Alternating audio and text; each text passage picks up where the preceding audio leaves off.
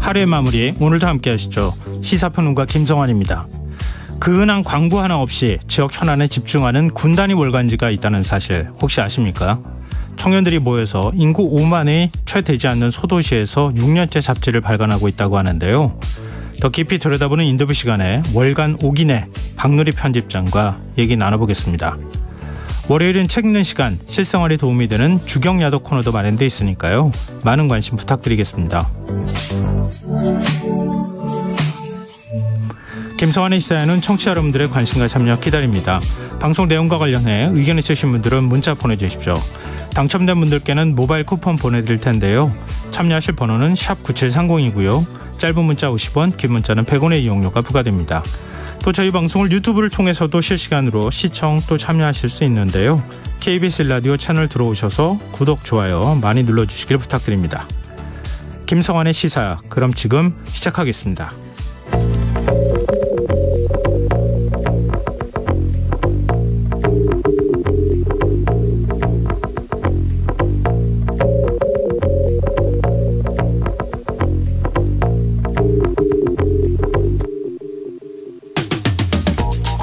학교폭력 피해자 유족이 가해자를 상대로 제기한 손해배상 소송을 맡아놓고 재판에 3번이나 출석하지 않아서 결국 의뢰인을 패소하게 했던 권경의 변호사 사건, 다들 기억하실 겁니다. 권 변호사는 패소한 사실마저 유족들에게 알리지 않아서 상고조차 하지 못했고 1심에서 일부 승소한 사건을 법적으로 다퉈볼 기회마저 잃게 됐는데요. 대한변호사협회가 오늘 권경의 변호사에게 정직 1년의 징계를 내렸습니다. 변호사법상 성실 의무를 위반했고 잘못의 정도가 중해서 비교적 엄중하게 판단했다는 입장이지만 피해자는 분통을 터뜨렸는데요. 대한변호사협회 측은 권경의 변호사의 정직 기간이 지나치게 길어지면 경제활동에 제약을 받게 돼 피해자에게 배상할 수 없게 된다는 점을 고려했다고 하는데요.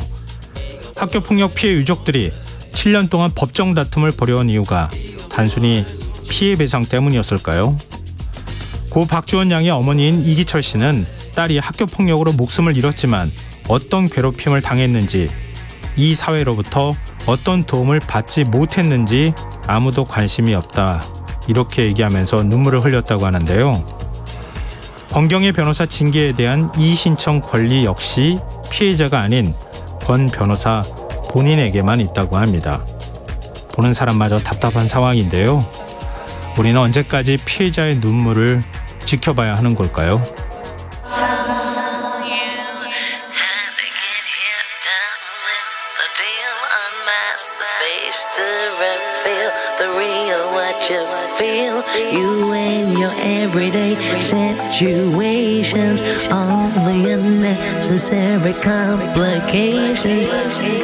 오늘 밤 당신 안의 꿈틀거리는 지식충전 본능이 깨어납니다.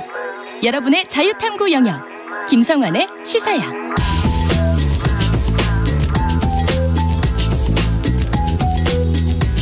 오늘 놓쳤던 뉴스 꼼꼼히 정리해드리는 뉴스의 시간입니다. 김민하 시사평론가 나와 계십니다. 안녕하세요. 안녕하세요. 네, 민주당 이재명 대표가 오늘 교섭단체 대표 연설을 했어요. 어떤 내용입니까? 일단 이제 지난 1년을 거대하고 지속적인 태행을 겪었다, 이렇게 규정을 했고요. 네. 새 정부 출범 1년 만에 눈 떠보니 후진국이라는 말이 유행하게 됐다라고도 얘기를 했습니다. 새 정부 출범 1년 만에 윤석열 정권이 민생, 경제, 정치, 외교, 안전을 포기했고 국민을 포기했다. 그래서 오포 정권, 국민 포기 정권이다, 이렇게 주장을 했고요. 예. 또 지난 1년 동안 대통령이 야당과 한 번도 만나지 않으면서 압수수색, 구속, 기소, 정쟁에만 몰두하고 있다라면서 압구정 정권이다, 이렇게 주장을 했습니다. 그다음에 대장동 수사 등과 관련된 어떤 언급도 있었는데요. 이재명을 다시 포토라인에 세우고 체포동의안으로 민주당의 갈등과 균열을 노리는 거냐. 그렇게 생각이 된다. 그래서 구속영장을 청구하면은 내 발로 출석해서 영장 실질심사 받고 검찰의 무덤을 밝히겠다, 이렇게 얘기를 해서 이 대목이 상당히 이제 언론에 관심을 많이 모으고 있습니다. 지금 설명드린 내용 외에도 현안 관련된 이런 언급이나 이런 것들도 있었는데요. 가령 이제 후쿠시마 오염수 방류에 대해서는 국제사회하고 이 오염수 보관 비용을 지원을 해서 방류를 일본으로 하여금 하지 않아도 되게 만들자, 뭐 이런 얘기를 했고, 또 외교 정책에 대해서 전략적 자율 외교로 전환해서 맹목적 편향 외교를 극복해야 된다, 있다라고 지적을 했고요. 그다음에 민생과 경제 회복을 위한 35조 원 규모의 추경 편성이 필요하다. 이것을 추진하겠다. 국채를 다소 늘려서라도 재정의 경제 회복을 위한 역할을 해야 된다라고 주장을 했습니다. 네. 또 복지사회를 넘어서 기본적 삶이 보장되는 기본사회로 나가자. 그래서 단계적이고 부분적으로 기본소득을 시행하고 확대하자 제안을 했고요. 또 최근에 당 상황과 관련돼서 이 국민들이 민주당의 마음을 주지 못하는 상황 아프게 자성한다라면서 윤석열 정권과 경쟁하는 게 아니라 어제의 민주당과 경쟁하겠다. 더 이상 국민의힘과 비교하지 않고 민심만을 기준으로 삼겠다. 이렇게 얘기를 하기도 했습니다. 이 원고에 없던 국회의원 불체포 특권 포기 선언을 했어요.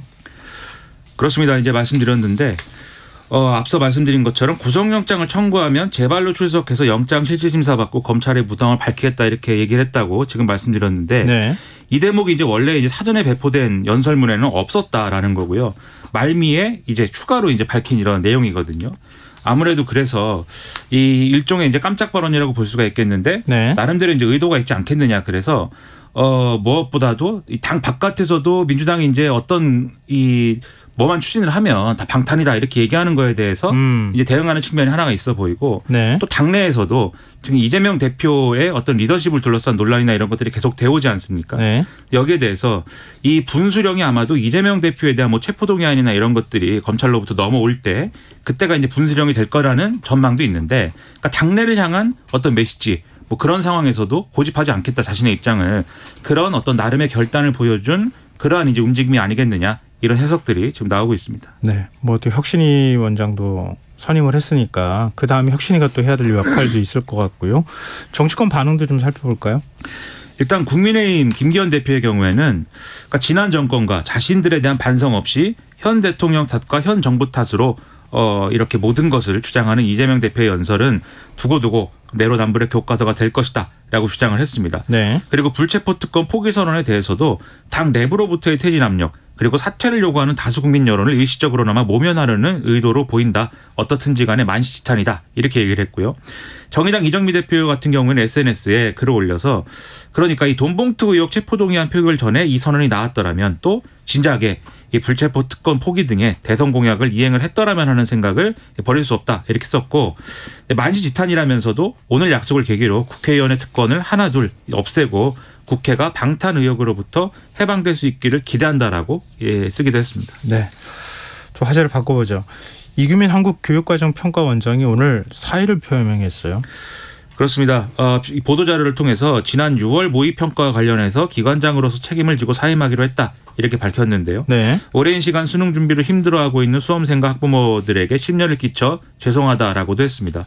지난해 3월 취임했기 때문에 임기가 2025년 2월까지였는데 아무래도 최근에 이제 보도가 됐듯이 윤석열 대통령이 이른바 킬러 문항을 이 수능에 내지 말라고 그랬는데 6월 모의고사 모의평가에도 이게 들어가서 이게 논란이 돼서 결국은 이제 경질에 이르기까지 된 것이다.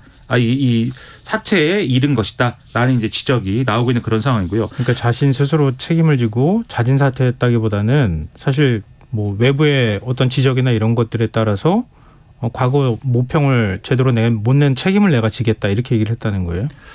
뭐 그런 셈이고요. 근데 맥락을 이제 말씀드리는 것인데 이전에 언론 보도를 봐도 지난번에 경질된 이제 대입국장하고 네. 그다음에 지금 이제 사퇴를 스스로 이제 밝힌 그러니까 사퇴는 어쨌든 스스로 한 것이긴 하지만 네. 사퇴를 스스로 밝힌 이규민 이 원장하고는 지난 정권에서 어쨌든 역할을 하고 임명이 된 그런 인사들이기 때문에 그게 이제 뭐 문제 아니겠냐 이런 지적도 있었거든요. 일부 언론에서는. 네.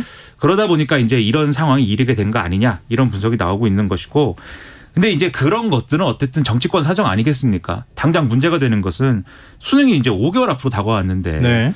문제를 내야 되는 책임을 지는 평가원장이 이렇게 그만뒀다라는 거에 대해서 여러모로 불안감이 커지고 있다라는 게 가장 큰 문제로 또 지적이 되고 있습니다. 글쎄 이 문제를 어떻게 내야 될까? 또 내는 사람 입장에서 상당히 좀 부담스러워진 상황인 것 같긴 한데 일단 윤석열 대통령 발언 이후에 지금 파문이 적지 않은 상황이잖아요. 국회 교육위원들 그러니까 국민의힘 소속 의원들하고 그다음에 교육부 장관 이렇게 해서 교육부하고 당정 협의를 열었어요. 그렇습니다. 오늘 이제 학교 교육 경쟁력 제고 및 사교육 경감 관련 당정 협의회가 열렸는데 어떤 논의를 했느냐에 대해서 국회 교육의 여당 간사의 이태규 의원이 브리핑을 했습니다. 네. 일단 공교육 과정에서 다루지 않은 내용의 이 수능 출제를 배제를 하고 적정 난이도가 확보되도록 기법을 고도화하기로 했다. 이렇게 설명을 했고요. 네. 시스템 점검 등의 모든 가능한 지원을 다 하기로 했다라고 밝혔습니다. 그리고 정부가 사교육에 도움이 필요 없도록 사교육 수요를 공교육 내에 흡수할 수 있는 방안을 강구하기로 했다라고 밝혔고요. 또 그런 일환으로 EBS를 활용한 지원을 강화하고 돌봄 지원하고 교육 격차가 완화될 수 있도록 방과 과정에 대한 자율수강권 지원도 확대하기로 했다라고 설명했습니다. 또 지난 정권에서 이제 폐지하기로 한 자사고, 외국 국제고를 존치하기로 했고 또 지역의 자율적인 교육 혁신을 통해서 교육 역량 강화하는 것을 지원하기로 했다라고 설명을 했고요.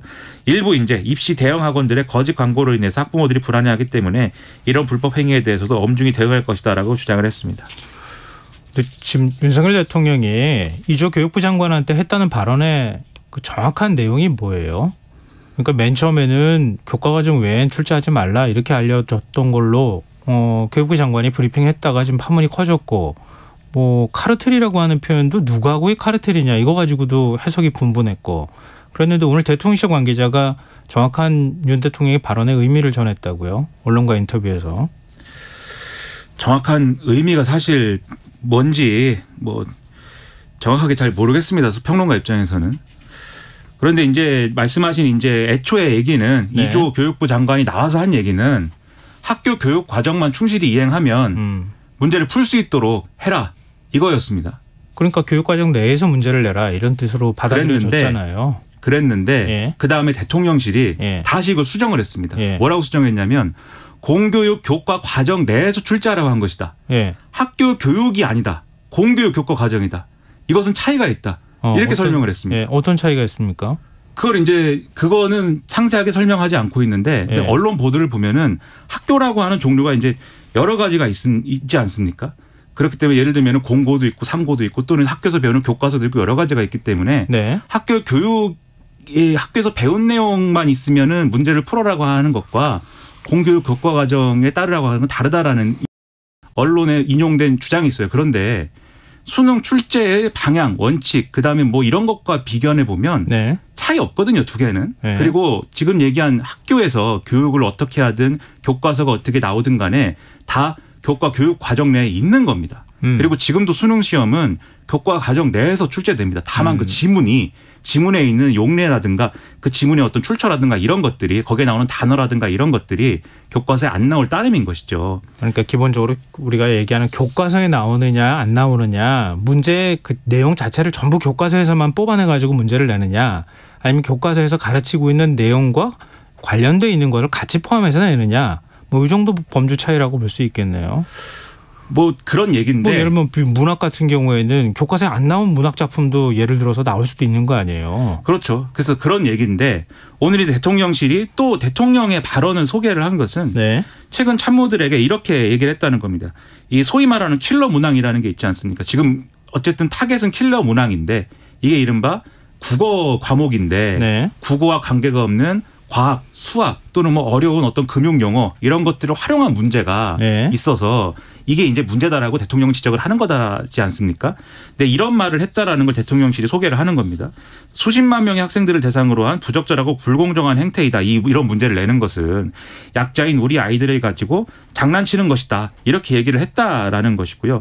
그러다 보니까 이게 어려운 문제를 내서 사교육과 관련된 비용이 크게 지출이 늘어나고 그렇기 때문에 이런 문제를 내는 것 자체가 일종의 이제 교육부하고 사교육 간의 이권 카르텔이다 이런 주장이 그래서 나온 거다라는 네. 설명인데 네. 이 사교육 전문가들과 입시 관련된 인사들이 하는 얘기는 킬러 문항을 없애면 다른 분야에서 다른 문제를 가지고 또 사교육은 거기에 대해서 풍선 효과가 일어나서 비용이 또 증가할 수밖에 없는 것이기 때문에 변별력이 안 드러나기 때문에 그렇죠. 어떤 부분에서는 또 어떤 부분에서는 더 열심히 공부하는 거죠. 그 부분을 사교육을 통해서. 예. 그러니까 제가 비유를 하면 사교육이라는 게 비가 오면 우산 팔고 해가 뜨면 양산 파는 거거든요. 예. 그러니까 비가 오지 않는다고 해서 우산을 못 파는 게 아니란 말입니다. 그러니까 그런 상황이라는 것에 대한 우려 이런 것들이 지금 많이 나오고 있는 것이죠. 네. 지금 정치권 공방은 계속 거세지고 있는 상황이에요. 그렇습니다. 일단 이것도 사실 이제 여러 가지 혼란스러운 부분이 있는데 국민의힘의 경우에는 일단 이 파동 자체가 이번 발언 파장 자체가 교육부의 잘못된 브리핑 때문이다 이렇게 지적을 하고 있습니다. 네. 아까 말씀드렸듯이 애초에 대통령 발언의 진위와 관계없는 얘기를 교육부 장관이 했다 이런 얘기인데요. 근데 그 차이가 어떤 건지는 앞서 말씀드렸듯이 의문이 있고요. 네. 그다음에 박대출 정책위의장의 경우에는 이런 얘기도 했습니다. 윤석열 대통령은 검찰 초년생인 15대부터 수십 년 동안 검찰 생활을 하면서 입시 부정 사건을 수도 없이 다뤄왔다. 특히 조국 일가의 대입 부정 사건을 수사 지휘하는 등의 대입 제도에 대해서 누구보다 해박한 전문가이다라고 이제 얘기를 했습니다. 민주당은 이제 논평을 냈는데요. 네. 이번 사태는 윤석열 대통령의 무책임한 입이 부른 교육 참사 시즌 2다. 지난번에 이제 박순애 장관 얘기하는 거죠. 네. 그리고 이제 이주호 장관이 윤석열 대통령으로부터 경고를 받았다고 하는데 잘못을 아랫사람에게 떠넘기는 것이 윤석열 정부의 수습 방식이냐 이렇게 지적했고 네. 정의당의 경우에는 이렇게 주장했습니다. 문제의 핵심은 단순히 메시지가 잘못 나간 게 아니라 말 몇 마디를 보태서 현장에 혼란을 일으키는 대통령의 즉흥적인 태도이다. 대통령은 이미 대선 후보 시절에 고등학교를 기술고, 예술고, 과학고로 나누자고 해서 냉동 인간이냐 이런 비판을 받은 전적이 있는데 비슷한 거 아니냐. 그래서 이런 섣부른 발언을 사과하고 이런 무책임한 일이 벌어지지 않도록 대책을 세워라 이렇게 지적을 했습니다. 지금 국민의힘 의원들이 지적하고 있는 바대로 이주호 교육부 장관이 대통령이 진위를 왜곡해서 지금 전달했다 이렇게 되는 거 아닙니까? 그러니까 이주호 장관이 그리고 윤석열 대통령한테 엄중 경고까지 받았다면서요. 결국은 사과했어요. 엄중 경고했다라고 국민일보 등의 보도가 있었는데 네. 대통령실은 또 그렇게까지는 아니다라고 얘기를 하고. 그렇게 했어요? 그렇습니다. 네. 그러니까 이게 혼란의 도가니입니다. 지금 사실 냉정하게 얘기해서. 이주호 부총리 교육부 장관은 오늘 그래서 반성과 사과를 했습니다. 대통령이 일찍이 이 문제를 지적하셨는데 교육부가 관성적으로 대응하면서 근본적인 해법을 못 내놨다.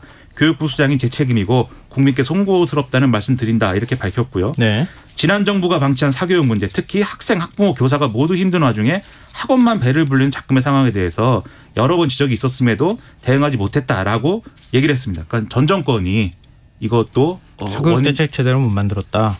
그렇죠. 예. 원인이 있다. 예. 좀 더 세부적으로 말씀드리면 정시를 확대해서 이 수능 변별력이 핵심 문제가 돼서 그걸 강화할 수밖에 없게 됐고 그렇지 않습니까? 시험만 정시만 한다고 하면. 네. 그러다 보니까 사교육이 늘어나고 전 정권 책임이다 이 얘기죠.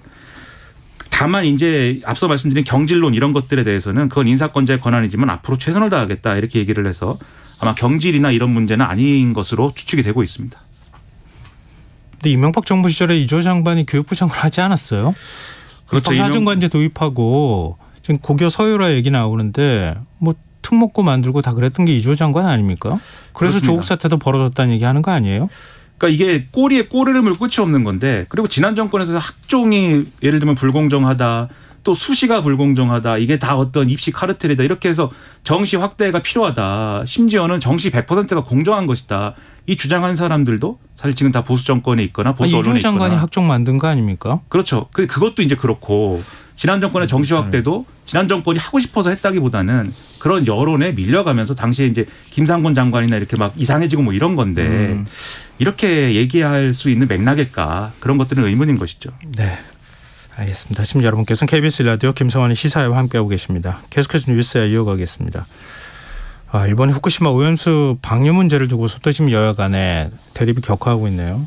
그렇습니다. 민주당의 경우에 이제 이재명 대표가 이 17일에 이제 울산의 민주당 당원이 핵 오염수라고 해서 고발당했다던데 아예 핵폐수라고 불러야 된다 이렇게 주장을 해서 그러면 내가 고발당할 차례 아니냐 이런 얘기를 했는데 이런 이제 여러 가지 계기를 통해서 계속해서 민주당은 강경한 입장으로 지금 계속 이제 가고 있습니다. 네. 실제로 이제 이 권칠승 수석 대변인이 공식 브리핑 통해서 핵폐수가 안전하다는 정부 주장은 실체 없는 유령이다라면서 이 핵폐수 이 용어를 계속해서 이제 반복해서 쓰는 그런 상황이 되고 있고요.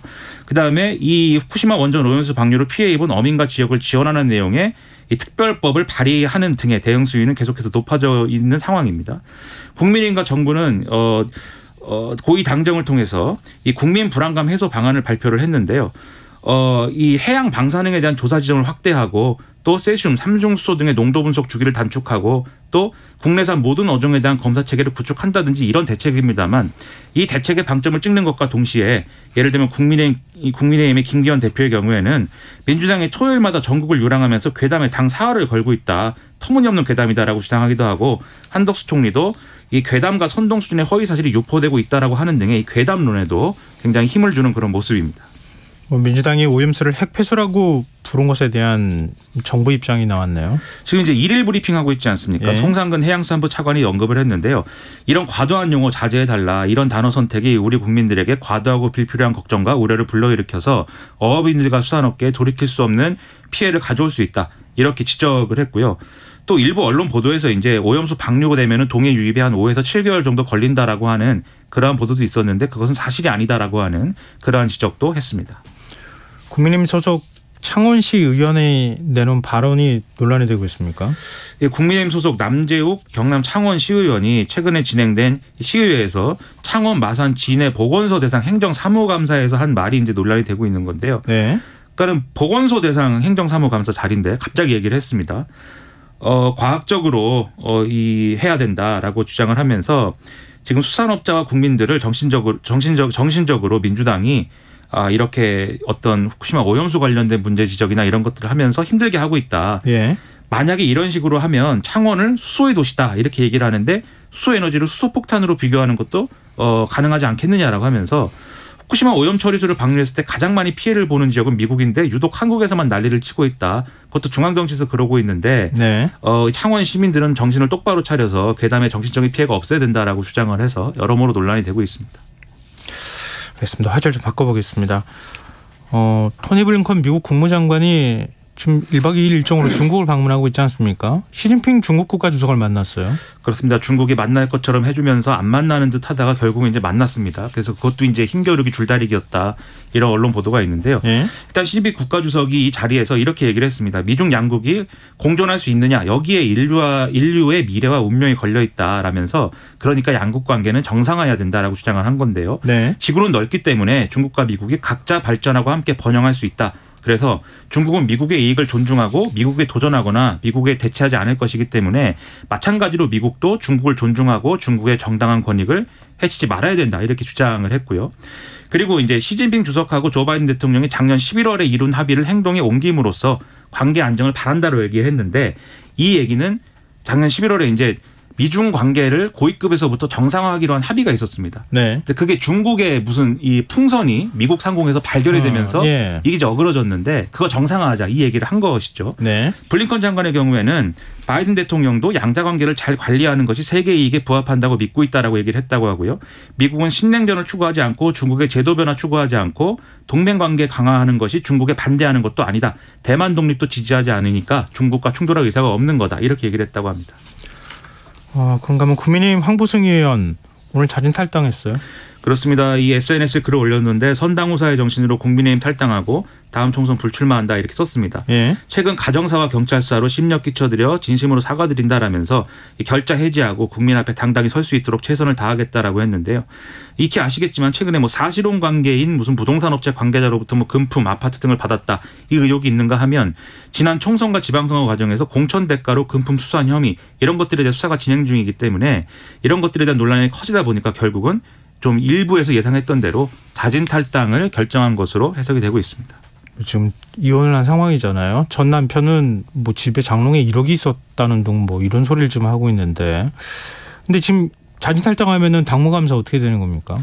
일단 자진 탈당을 했기 때문에 사실상 이게 뭐 쉽지 않을 것이다라는 예상이 나오는데요. 예. 그러니까 당무감사라는 거는 지금 이 여러 가지 근거를 가지고 뭔가 징계를 하기 위해서 또는 뭔가 조치를 하기 위해서 취해지는 어떤 조치 아니겠습니까? 예. 탈당하고 뭐 다음 총선 출마 안 한다는데 그러니까 그런 조치의 그런 조치에 어떤 조치를 취하기 위해서는 당적을 갖고 있어서 거기에 불이익을 주거나 공천에 대해서 불이익을 주거나 이런 결과로 나와야 되는 거 아니겠습니까? 네. 그래서 당무감사가 실효성이 없어지기 때문에 어려워지는 거 아니겠느냐라는 지적이 나오고 있고요. 실제로 이제 국민의힘 유상범 수석 대변인의 경우에는 뭐 안타깝다 본인이 고뇌 끝에 선택한 것이다라는 정도의 입장을 밝히는 걸로 당의 입장을 대신했습니다. 반면 더불어민주당은 탈당할 게 아니라 아예 의원직을 사퇴를 해야 된다라고 또 이 부산시당을 주장을 하고 있어서 계속해서 이 어떤 논란의 대상으로부터는 계속 이제 언급이 좀 있을 것 같습니다. 그럼 김남국 의원은요 이렇게 물어보면 뭐라고 얘기를 할지 모르겠네요. 자, 오늘 뉴스에 여기까지 하겠습니다. 지금까지 김민하 시사평론가였습니다. 고맙습니다. 고맙습니다.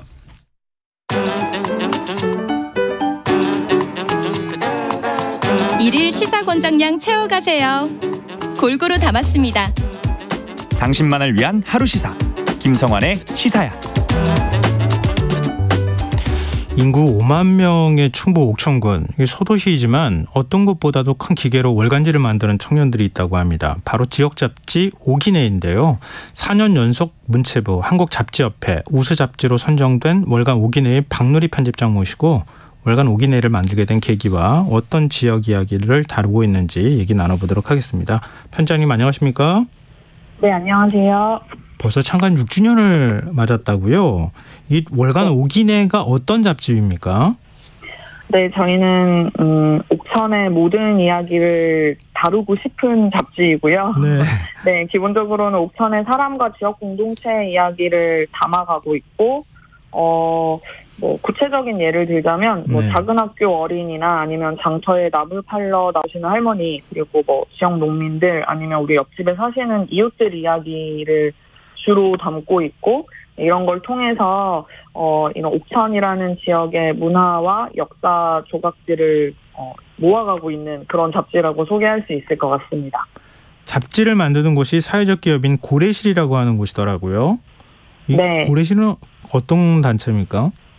2017년에 만들어진 사회적 기업이고요. 예. 보통 흔히 그 문화라고 하면 도시 지역을 중심으로 문화를 상상하실 것 같은데, 그런 게 아니라 이제 우리가 지역에 있는 문화 그리고 농촌 문화를 좀 기름지게 가꿔보자.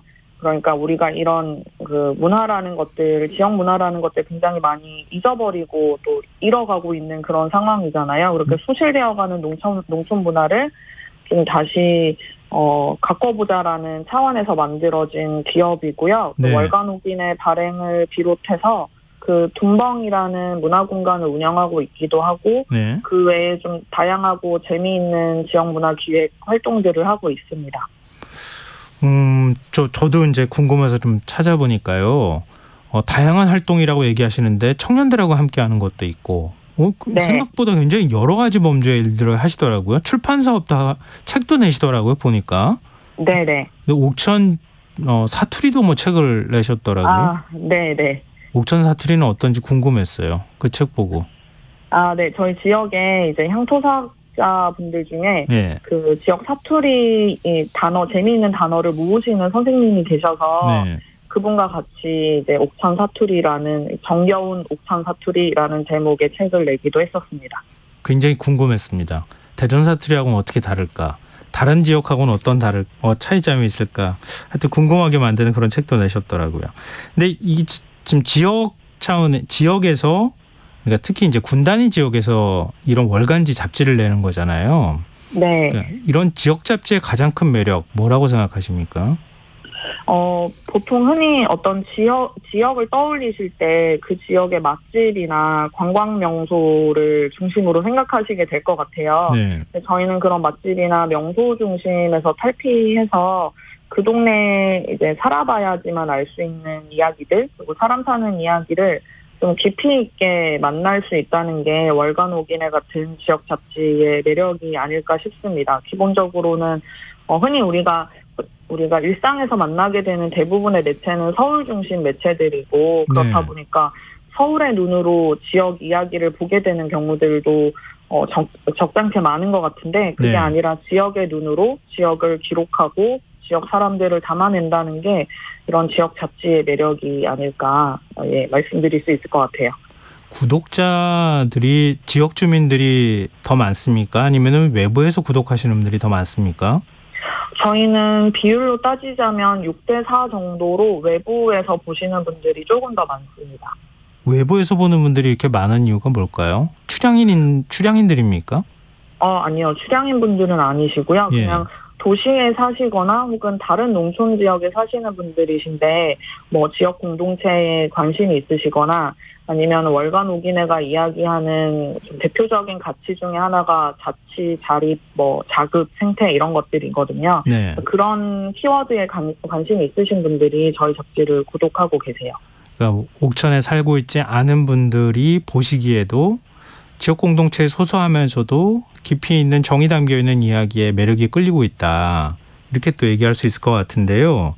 근데 지역에서 이런 잡지를 만들었을 때 과연 이게 수익이 될까? 운영이 될까? 이렇게 생각하시는 분들 많을 것 같거든요. 어떻습니까? 네, 사실 경영은 저희 대표님이 하시는 거라 제가 아주 자세하게는 모르지만 네. 분명히 경영상의 어려움이 있는 것도 맞고요. 쉽지 않은 부분도 굉장히 많습니다. 그래서 저희는 사실 월간 오기내 잡지 발행하는 거 외에도 여러 가지 다양한 외주 제작물들 만들면서 소위 말하는 인건비를 벌고 있는 그런 상황입니다. 네. 인건비라고 얘기하시니까 지금 기자가 몇 명 있습니까? 직원이 몇 명이에요? 저희는 대표님 포함해서 총 12명이 같이 일을 하고 있고요. 예. 네, 저희가 잡지 만드는 것 외에도 아까 말씀드린 문화공간 운영이라던가 지역에서 이제 활동하는 여러 문화기획 활동들을 하고 있어서 부서별로 여러 명이 나눠져서 일을 하고 있고 저희 편집국은 저를 포함해서 지금 현재 5명이 함께 일하고 있어요. 외부 지원은 전혀 없습니까? 원래 사회적 기업이라서 이제 인건비 지원이 있었는데 이게 예. 5년이 지나면은 없어지거든요. 네. 그래서 현재 시점에서는 없는 상황입니다. 그렇군요. 지금 그 월간 오기내 6월호가 나왔죠. 네. 저도 이제 목차만 좀 봤는데요. 6월호에서 제일 내세울 만한 기사가 혹시 있으시다면요. 대표적으로 얘기해 주실 만한 하거나 아니면 소개해 주실 만한 기사가 있다면요. 저희는 매월 그 특집 기사를 통해서 네. 저희 별도 일반 기사 꼭지들과 함께 이제 월간 오기내가 그 달에 하고 싶은 이야기를 전하고 있는데요. 예. 6월호 같은 경우는 지역의 우체국 이야기를 다뤘어요. 그래서 이 우체국이라는 것이 도시에서는 굉장히 기능을 이미 많이 상실해버린 존재로 여겨지실지 모르겠지만 예. 농촌에서는 이곳이 우편이나 어떤 소포를 배달하는 것 외에도 금융 업무를 여전히 보고 있는 곳이기도 하고 예. 그리고 이 작은 농촌 마을에 골목골목 다니시면서 지역 공동체와 지역 사람들 이야기를 또 전해주는 그런 아주 중요한 역할을 하는 곳이기도 하거든요. 예. 그래서 이런 집배원들이 일하시는 그런 현장을 저희가 함께 동행해서 취재하기도 했고 그리고 면 지역에서 우체국을 운영하고 있는 이야기들도 같이 담았습니다. 80대 할머님이 인생 상담해 주시는 것도 있지 않나요? 네, 맞아요. 그런 코너도 있습니다. 그게 그러니까 상담을 요청하시는 분이 60대시던데요? 아닌가요? 저희가 그쵸. 저희가 때로는 60대 분들도 계시고 청년도 있을 때도 있고요. 그때 조금씩 다릅니다. 네. 그러면 그러니까 60대 분이 인생 상담을 하면 80대 분이 아직 젊어, 좀 열심히 살아야지, 이렇게도 얘기해 주신다고 하더라고요. 네네. 그렇죠. 예, 사는 게. 근데 지금 월간 오기내 이것과 지금 많은 잡지들이 나오고 있잖아요. 그리고 또 지역신문이라는 게 옥천신문도 굉장히 유명한 것으로 알고 있는데요. 그러니까 대전에 있는 신문, 그러니까 조금 더 넓은 지역 단위의 신문하고 또 잡지 이런 거하고 비교했을 때 지금 월간 오기내가 가지고 있는 최고의 장점이 뭐라고 생각하십니까? 어쨌든 작은 공동체를 이렇게 들여다볼 수 있다는 게 굉장히 큰 매력이라고 생각하고요. 예. 아까 인구 5만이 되지 않는다 이렇게 얘기하셨는데 이 인구 5만 밖에 안 된다는 이야기도 되지만 또 한편으로는 인구가 5만이나 된다라는 이야기이기도 하거든요. 네. 한 사람 한 사람이 가지고 있는 이야기들은 다들 이미 잘 아시겠지만 책 한 권을 넘어서는 이야기들을 갖고 계시고 그리고 그런 사람들이 서로 연결되면서 만들어지는 어떤 관계 속에서 나오는 이야기 그리고 그런 관계가 또 기반이 되어서 만들어지는 지역의 다양한 활동들 그런 이야기들과 그런 어떤 역사적인 맥락들을 깊이 있게 기록하고 남길 수 있다는 게 이런 지역 잡지의 매력 그리고 월간 오기내의 매력이 아닐까 그렇게 자평할 수 있을 것 같습니다. 반대로 좀 취재할 때 어려움 같은 건 없으세요? 좀 힘든 점은 없으세요? 사실 특별히 어려운 취재 자체가 어려운 건 사실 그렇게 많지 않고요. 네. 흔히 이제 많이 좀 물어보시는 것 중에 하나가 다니다 보면 힘들지 않냐 이런 이야기 하시는데 네. 큰 어려움은 없고 오히려 이제 이런 농촌 지역 같은 경우는 특히 면 지역으로 들어가게 되면 청년이 이렇게 많지 않다 보니까 어르신들이나 꼭 어르신들이 아니어도 어쨌든 지역 주민분들이 굉장히 많이 반겨주시고 환대해 주시거든요. 그래서 물 한 잔이라도 더 챙겨주려고 하시고 네. 그래서 취재 활동 자체가 엄청 어렵다거나 힘들다거나 하는 건 없는 것 같습니다. 편집장님은 원래 다른 데서 기자 생활을 한 건 아니고요. 네, 저는 계속 옥천에서 일을 하고 있습니다. 근데 어디 다른 외지에 나가서 기자 생활하고 싶다, 서울에 가고 싶다 이런 생각 안 하셨어요? 사실 저도 어렸을 때부터 서울이나 혹은 대도시에 가야지 성공한다라는, 그것이야말로 성공한 삶이다라고 생각하는 그런 사회적 풍토 속에서 자라긴 했는데, 네. 제가 어릴 때부터 약간 그런 생각들에 좀 반감을 가지고 있었고요. 그런 생각이 좀 계기가 돼서 옥천에 와서 기자 생활을 하게 됐는데, 지금 돌아보면 오히려 옥천이었기 때문에, 그러니까 서울이 아니라 지역이었기 때문에 더 많이 배우고 더 많이 성장할 수 있었던 것 같아요. 그래서 저는 오히려 서울이 아니라 옥천에서 이런 농촌 지역에서 기자 생활을 한 게 한 인간으로서도 또 어떤 기자로서도 훨씬 더 좀 행운이었다는 생각이 들어서 특별히 그런 생각은 안 해본 것 같습니다. 또 옥천 지역이요. 옥천 신문도 지역 주간 신문 가운데 굉장히 대표적인 신문이고요. 소출력 라디오 방송도 하고 있죠. 네. 그리고 오기내도 있잖아요. 네. 옥천이 유독 이렇게 지역 신문, 지역 매체가 강한 이유가 있을까요?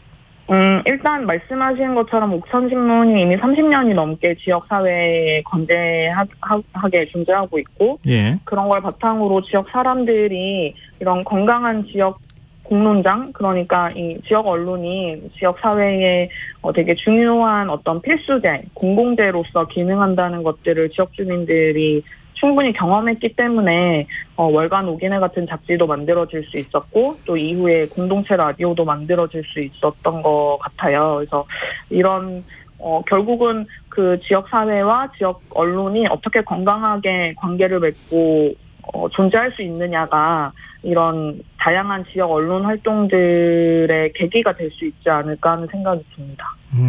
뭐 지역 일간지도 지금 살아남기 쉽지 않은 상황이다 이런 얘기들을 많이 하잖아요. 네. 근데 옥천은 이런 신문들이나 이런 방송까지 전부 다 살아남아서 지역 사회에 기여하는 바가 있을 것 같은데, 이렇게 지역 언론이 활성화됐을 때 어떤 긍정적인 역할을 할 수 있다고 보십니까? 사실 한국의 언론 지형 자체가 굉장히 편향적이잖아요. 네.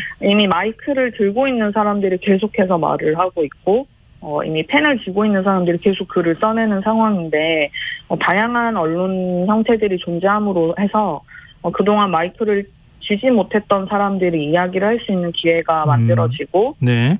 쉽게 말하면 사회적 약자들이 자신의 이야기를 할 수 있는 공간들이 만들어지게 되는 거죠. 그러면서 우리 사회가 전반적으로 가지고 있는 문제들을 사람들이 좀 다시 인식하게 되는 계기가 만들어지기도 하고, 느리더라도 이 문제를 좀 해결할 수 있는 방향으로 지역 공동체가 같이 갈 수 있다는 게 이런 지역 공동체, 그러니까 이런 지역 언론들의 효용이 아닐까. 그래서 되게 그런 점에서 되게 중요하지 않을까 싶습니다. 네. 또 월간 오기내가 어떤 잡지인지 궁금하다고 하시는 분들이 있을 것 같거든요. 오기내 네. 어떻게 연락을 해야지 구독할 수 있습니까? 어떻게 합니까? 네, 전화를 주셔도 되고요. 예. 아니면은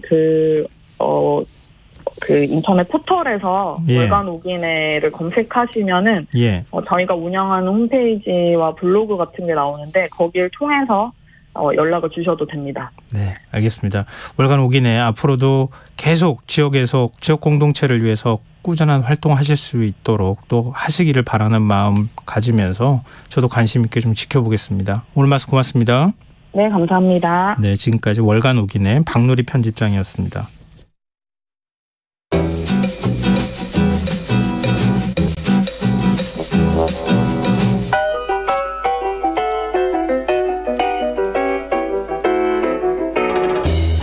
마음을 위로해주는 책부터 실생활에 도움이 되는 인문학, 경제, 경영서까지 듣고만 있어도 똑똑해지는 지식충전소 주경야도 코너입니다. 오늘도 성신여자대학교 겸임교수이자 북튜버 이시안 작가 나와 계십니다. 안녕하세요. 네, 안녕하세요. 네, 오늘은 어떤 책 소개해 주실 거예요? 우리 주경야도 코너가 이제 가만히 보시면 그동안 소설이나 에세이 같은 문학류는 잘 소개하지 않았거든요.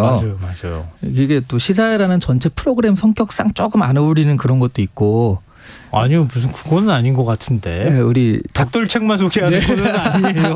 네. 우리 작가님 성향도 약간 반영이 되기도 하고 그래서 네. 인문이나 경제, 뭐 과학, 기술 이런 책 소개가 많았는데요. 예. 오늘 소개해드린 책은 문학입니다. 게다가 한국 소설이에요. 그래요? 네, 이 책은 최근에 아주 핫한 이슈가 발생한 책이거든요. 어떤 걸까요? 어떻게 생각하면 오늘 소개해드린 이슈는요. 북커상 후보에 올랐다 이런 것보다 더 큰 이슈입니다. 사실 북커상 이야기가 나와서 말인데 네. 얼마 전에 그 천명관 작가의 고래가 북커상 후보에 올랐다고 뉴스가 많이 나왔었잖아요. 저도 되게 반가웠어요. 전 그 책 읽고 천명관 작가 괴물이야 이런 생각했거든요. 맞아요. 그 책은 정말 그 책을 읽은 사람 자체가 괴물인 것 같은 너무 힘들잖아요. 네. 근데 그게 어떻게 됐다는 얘기가 없었잖아요. 그래서 제가 사실 소개를 좀 해드릴까 하는데 그다음에 네. 소식이 없어서 많은 사람이 궁금해하시니까 네. 사실 5월 달에 이미 발표가 났고요. 네. 아쉽게도 천명관 작가의 책은 수상이 불발되었습니다. 그랬구나. 네. 네. 불가리아의 시인이자 소설가인 게오르기 고스포디노프 이쪽 사람들이 이렇게 이름이 어려워가지고요. 고스포디노프의 타임셀터라는 작품이 북커상 인터내셔널 부분 수상을 했어요. 네. 예, 이거는 혹시 또 북커상 얘기가 나왔으니까 또 궁금해하실 것 같아서 소개를 해드렸는데요. 오늘 뜸을 들이시는데요. 네, 네. 다시 오늘 이야기로 돌아오면 네. 오늘 소개해드린 책은 제가 어제 대형 서점에서 직접 베스트셀러 1위에 있는 걸 확인한 책이거든요. 네. 바로 윤정은 작가의 메리골드 마음 세탁소입니다. 하필 이 책을 갖고 오신 이유가 있을까요? 네. 보통 잘 안 갖고 오셨잖아요. 이런 네네. 건. 특히 네. 제가 또 약간 아웃사이더 기질이 살짝 약간 있어가지고요. 반골 기질이 있어가지고. 베스트셀러 이런 건 에잇 안 봐 막 이랬었는데요. 이 베스트셀러가 이슈라서 소개해드린 건 아니에요. 그러면 네. 매주 소개해드려야 되니까요. 이 책이요. 얼마 전에 영국의 유서 깊은 출판사인 펭귄 랜덤하우스 출판사에 한국 소설 중에서는 역대 최고 선인세인 10만 달러를 받고 판권을 팔았습니다. 10만 달러면 얼마예요? 아, 한 요즘 환율로 1억 3천 정도 예, 되는 거죠. 예. 네. 오. 그리고 펭귄 랜덤하우스가 영미권에서는 그야말로 최대 규모 출판사잖아요. 예. 브랜드만 100개 정도 가지고 있대요. 네. 특히 이번 계약 때는 펭귄 랜덤하우스의 제인 로슨 부사장급 에디터가 직접 나서서 메일을 보내는 등 이 펭귄 출판사 측에서도 매우 공을 들였다고 하거든요. 근데 지금 10만 달러라고 말씀하셨잖아요. 네네. 우리나라 작가 중에 10만 달러 받는 작가가 있습니까? 사실 그동안 한국 작가들이 영미권에 진출한 예는 좀 있긴 있었죠. 근데 계약금에 해당하는 선세가 아예 없는 경우도 많았고요. 예. 아니면 3천에서 5천 달러 정도, 그러니까 400만 원에서 600만 원 정도를 받고 진출을 했다고 합니다. 영국에서 제일 큰 출판사가 내 책을 출간해줘. 그것만으로도 그것만으로도, 사실은 네. 대단한 일인데. 네, 저도 그냥 갈 것 같아요. 네. 그런데 최근에 한국 문학의 위상이 높아지면서 선인세도 좀 증가했다고는 하는데요. 그래봤자 10,000에서 3만 달러 정도면 뭐 특급 대우였다 이렇게 얘기를 하는데요. 몇 천만 원 정도 받는 수준이었다는 거잖아요. 그렇죠. 그 중에서도 좀 그동안에는 약간 그 성취가 있었던 거는 장편 소설 중에서는 김원수 작가의 설계자들이 미국에서 한 1억 원 정도의 선인세를 받은 적이 있고요. 그리고 한강 작가가 북커상을 수상했었잖아요. 네네. 그래서 작별하지 않는다 같은 경우엔 영국에서 1억 2천만 원 정도의 선인세를 받고 계약된 바가 있습니다. 그런데 여기까지가 이제 5자리 수잖아요. 예. 선인세가. 근데 단행본 소설로는 6자리 10만 달러를 이 책이 이제 얘기를 한 거거든요. 사실 뭐 6자리 선인세도 의의가 있지만 펭귄 랜덤하우스에서 이 정도 돈을 투자했다는 것 자체가 뭐 이 정도 돈 투자했으니까 이만큼은 뽑을 수 있다라고 흥행 여부에 자신감을 가졌다는 거잖아요. 그렇죠. 선인세 준다는 거는 네. 이만큼 팔 자신이 있다는 얘기잖아요. 네네. 그런 점에서 K문학의 가능성을 보여주는 것 같아서 사실 이게 더 뿌듯한 점이거든요. 그런데 이 책이 메리골드 마음 세탁소. 네. 이거 어떤 내용입니까? 제목만으로는 잘 안 와닿아요. 네. 메리골드 마음 세탁소는 신비로운 힘을 가지고 태어난 지은이의 이야기에서 시작이 되는데요. 예. 다른 사람의 슬픔에 공감하고 그것을 치유하는 능력과 원하는 것을 실현시키는 힘을 가진 지은이가 어릴 때 부모님을 잃고 혼자가 되거든요. 네. 그리고 그 부모님과 행복한 기억을 되찾기 위해서 세기를 거듭하면서 다시 태어나고를 반복합니다. 그러니까 약간 판타지가 섞여 있는 거죠. 네네. 하지만 어릴 때 그 시간으로 다시 갈 수는 없고요. 그러다가 다시 태어나기에도 지친 지은이가 이번 생에서는 뭔가 다른 느낌을 주는 메리골드라는 지역에 슬프고 불행한 기억을 지워주는 마음 세탁소를 차리게 돼요. 하얀 면티를 입고 지우고 싶은 자신의 기억을 상기하면 그 기억이 티에 얼룩으로 나와서 그것을 세탁하면 기억이 사라지는 거죠. 네. 그래서 다양한 사람들이 이 세탁소에 와서 슬픈 기억을 꺼내놓고 그것을 지우기도 하고 간혹 그 꺼내놓고 보니까 아니야 그 기억도 나야 라고 하면서 그 기억을 안고 사는 사람도 있고요. 이 과정에서 다양한 인간 군상들의 이야기들이 표출되어 부딪히면서 책을 보는 또 우리는 우리 삶 자체에 대해서도 생각을 하게 되거든요. 그러면서 이 책에서는 그 위로를 받고 공감을 얻는 거죠. 그런데 그렇게 위로를 받는 건 주인공인 지은이 역시 마찬가지예요. 다른 사람의 마음을 위로할수록 상처받은 자신의 마음도 치유되는 것을 느끼거든요. 네. 그러면서 한 가지 깨달음을 얻는 게 뭐냐면 기억은 지나간 일이잖아요. 네. 근데 그 기억에 발목이 잡혀 있으면 나한테는 현재가 되는 거예요. 그러네요. 기억이요. 네. 예. 그 기억을 과거로 만들 수 있는 건 자기 자신밖에 없습니다. 그리고 그것을 과거로 돌릴 수 있는 그 방법은 그 기억을 인정하는 거예요. 결국 나쁜 기억, 잊고 싶은 기억 역시 우리의 정체성이자 모습이라는 거죠. 다만 그 기억에 사로잡혀서 한 걸음도 전진하지 못하면 그 기억은 차라리 없어지는 것이 낫지만 그 기억을 발판으로 그것을 극복하면서 조금 더 단단한 삶의 모습을 형성하면 오히려 그 기억은 나 자신의 성장에 도움이 된다. 이런 얘기인 것 같아요.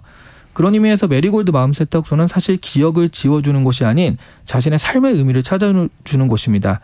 그래서 처음에는 좀 공허한 느낌이 있던 세탁소 주인인 지은이 역시 이런 과정에서 스스로 치유받고 자신의 삶의 의미를 찾게 된다. 이런 것이 이제 기둥줄거리인 소설이에요. 근데 이렇게 다 내용 얘기해줘도 괜찮은 거예요? 사실은 이거는 그 문구라든가 네. 그 하나하나의 그 위로받는 그런 게 그 중요한 거여서 네. 줄거리는 큰 상관없는 것 같아요. 그래요? 보통의 경우에는 다 얘기 안 하고 여기까지 이렇게 하고 있는데 네. 뭘 다 얘기해 주신 것 같아서요. 이게 말씀 듣다 보니까 소설인 것 같은데 에세이 같은 느낌? 네, 좀 위로받는 듯한 느낌도 네, 받는데요. 그래서 에세이 같은 느낌 때문에 그런 건데요. 네. 이 메시지들을 스토리 안에 담아두니까 이게 에세이라는 장르가 빠지기 쉬운 어떤 함정이 있거든요. 그 비슷한 말들의 나열 같은 느낌이 들어요. 에세이를 계속 읽다 보면. 네. 그거는 뭐 어쩔 수 없는 게 에세이라는 장르를 처음 만든 게 몽테뉴잖아요. 네. 수상록이 원래 제목이 에세이잖아요. 그때도 그 생각의 나열이라는 어떤 한계는 계속 가지고 있었거든요. 네. 그런 파편화된 메시지들을 스토리로 이어붙여 놓으니까 스토리의 쾌감과 에세이의 공감을 동시에 만족시키는 그런 장르가 이제 새로 만들어졌다는 거죠. 저는 그걸 힐링 소설이라고 부를 수 있을 것 같은데요. 네. 한동안 우리 문학계가 힐링 소설들이 주를 이루었습니다. 뭐 불편한 편의점, 휴남동 서점, 달러구트 꿈백화점처럼 장소를 가운데 놓고요. 네. 이 힐링 메시지를 전하는 시리즈들이 계속 나왔었거든요. 사실 이게 그 나미야 잡화점 이후에 계속 나오는 경향들인데요. 나미야 잡화점이 조금 더 소설적인 퍼즐 맞추기에 집중해 있는 반면에 메리골드 마음 세탁소는 위로의 메시지가 더 강한 그런 책이에요. 그래서 장소를 기반으로 약간의 판타지가 들어간 이야기들이 한국에서는 조금 더 위로의 메시지와 결합되어서 에세이 같은 느낌이 조금 더 생기거든요. 네. 저는 그걸 힐링 소설이라고 부르면 어떨까라고 이제 얘기를 하는 거죠. 굉장히 신선한 느낌이 드는데요. 어떤 네. 장소를 기반으로 해서 네. 뭔가 소설의 이야기들을 풀어나간다. 네. 이런 거잖아요. 네. 그래서 이제 저는 그런 소설들이요. 한국에선 하나의 장르를 이룬 게 아닐까 하는 생각도 들거든요. 그리고 뭐 그 장르에 대한 게 우리끼리 자화자찬만 끝이는 것이 아닌 게 펭귄 랜덤하우스에서 기대감이 가득한 액수를 주고 이 소설의 판권을 사갔다는 거잖아요. 근데 불편한 편의점도 있고 서점도 있고 네. 백화점도 있는데 왜 하필이면 세탁소예요? 이게 약간 이거는 뭐 그 공인된 얘기는 없어요. 네. 왜냐하면 제가 그분이랑 얘기를 나눠본 건 아니기 때문에 네. 왜 세탁소입니까? 네. 나눠본 건 아닌데 이런 건 있는 것 같아요. 세탁소가 그러니까 우리가 편의점이라는 게 왜 편의점이냐면 사실은 친구들과 만나가지고 가볍게 이야기도 하고 뭐 뭔가 우리의 생활을 나눌 수 있는 그런 장소잖아요. 학교 갔다가 또 학원 갔다가 거기서 이제 그 김밥이나 그 컵라면을 먹었던 기억도 있고 또 친구들과 같이 술 한잔 나눴던 그런 기억도 있고 그런데 외국의 편의점은 그런 느낌이 아니에요. 그 주유소에 붙어있는 화장실 가려고 잠깐 들리는 그런 곳이라는 느낌이 더 강하잖아요. 외국에서 그렇게 편의점은. 보니까 그런 편의점 개념 우리 같은 편의점 개념은 일본하고 우리 정도인 것 같다는 그쵸. 느낌이 있네요. 일본도 사실 그 안에서 먹는 것보다는 뭐 도시락을 싸가든가 이렇지 이렇게 친구들과 우리랑 또 다르구나. 야 우리 편의점 가자 뭐 이런 개념은 좀 아니에요. 오히려 이런 역할을 하는 게 특히 영국에서는 세탁소죠. 세탁소에서 친구들과 만나고 그 세탁소에서 이웃끼리 이야기하고 소식을 나누고 그런 경우가 많잖아요. 세탁하러 갔다가. 그래서 이 외국에서 이 세탁소라는 이 키워드에 더 반응한 게 아닌가 싶더라고요. 그러네요. 네. 설명은 안 해줬지만 네, 이건 공인된 건 해석이 아니라 훨씬 더 제 생각이라서. 네. 아니요, 해석이 굉장히 설득력이 있었습니다. 근데 영미권뿐만 아니라 다른 나라에서도 소설 판권 노리는 데 없어요? 네, 그래서 제가 이 이슈 때문에 이 소설을 소개해드린 건데 최근에 그 달러고트 꿈백화점이나 불편한 편의점을 또 대만에서 외국문학 1위로 성공시킨 유명한 종합출판사가 있대요. 네. 여기랑도 또 미화 5자리 이상의 선인세로 계약하기로 이야기가 되고 있다고 하고요. 네. 그리고 이 기세를 이어서 뭐 이탈리아, 폴란드, 튀르키예, 러시아, 브라질 등과도 계약 체결을 앞두고 있다고 합니다. 게다가 영상화에 대한 이야기도 나오고 있는데 여러 군데서 접촉을 하기 때문에 조만간 영화로도 만나볼 수 있을 것 같은데 제가 보기엔 이게 여러 이야기가 막 이어붙어서 만든 이야기라 그 땡플릭스죠. 땡플릭스의 네네. 시리즈 같은 걸로 나오게 되지 않을까 하는 생각을 오히려 좀 하게 돼요. 제가 지금 입에서 네. 대박 이런 얘기가 꾹 눌러 참았어요. 방금 전에 두 글자 나올 뻔했던 걸. 그러니까요. 예. 야, 우리 문학의 위상이 굉장히 높아지고 있구나. 그러니까요. 오늘 또 네네. 이 코너를 통해서 세상 알게 되는 것 같습니다. 네. 자, 우리 마지막으로 해야 되는 얘기 있죠? 네. 우리가 지금 이 책을 읽어야 하는 이유. 네. 일단 부럽기 짝이 없다는 말씀을 먼저 드리고요. 아, 그렇죠. 여기도 지금 작가신데. 네. 가끔 이제 하루키 책을 확보하기 위해서 선인세를 얼마를 지불했다. 또는 해리포터 한국에 가져오기 위해서 선인세가 얼마가 들었다. 뭐 이런 말들 듣잖아요. 네. 근데 이제 K문화의 위력이 문학에도 생기기 시작한 것 같아요. 선인세를 높게 받고 팔려나가는 그런 작품들이 생기게 된 거잖아요. 네. 사실 저도 이제 장소에 대한 책들이 뭐 백화점, 편의점, 서점 이렇게 계속 확대 재생산된다는 느낌이 있어가지고 네. 이런 책들을 그다지 찾아 읽진 않았었거든요. 근데 이런 소식을 접하니까 아니 도대체 어떤 책이길래, 그러니까 어떤 장르길래 한국만의 어떤 특징이 될 수도 있는 그런 장르라고 생각이 들어서 네. 어떻게 생각하면 K문학의 한 장르를 만들 수 있는 책이라는 생각도 들거든요. 그래서 그런 면에서는 한 번쯤 읽어보시는 것도 좋지 않을까 추천을 드립니다.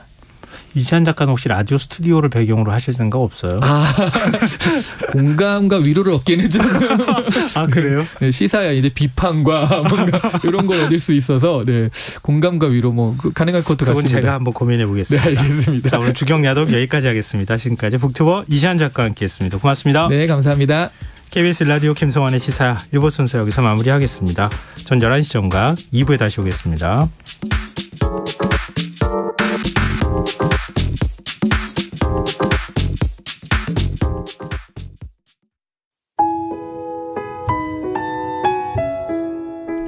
청취자 여러분, 위기가정을 찾아주세요. 어려운 경제 상황 속에서 긴급한 경제적 지원이 필요한데도 복지 사각지대에 놓여 있어 아무런 지원도 받지 못하고 극한 상황으로 내몰리고 있는 위기가정이 늘고 있습니다. KBS 강태원 복지재단에서는 사회 안전망에서 벗어나 위기에 처해 있는 가정을 발굴해 긴급 지원하는 사업을 진행합니다. 여러분 주위에 스스로의 힘만으로는 도저히 일어설 수 없는 힘든 이웃이 혹시 있는지 찾아봐 주세요. 우리 사회의 건강한 구성원으로 신속히 복귀할 수 있도록 KBS 강태원 복지재단이 작은 힘을 보태겠습니다. 여러분의 제보 전화를 기다립니다. KBS 강태원 복지재단 제보 전화 1533-0900, 1533-0900입니다.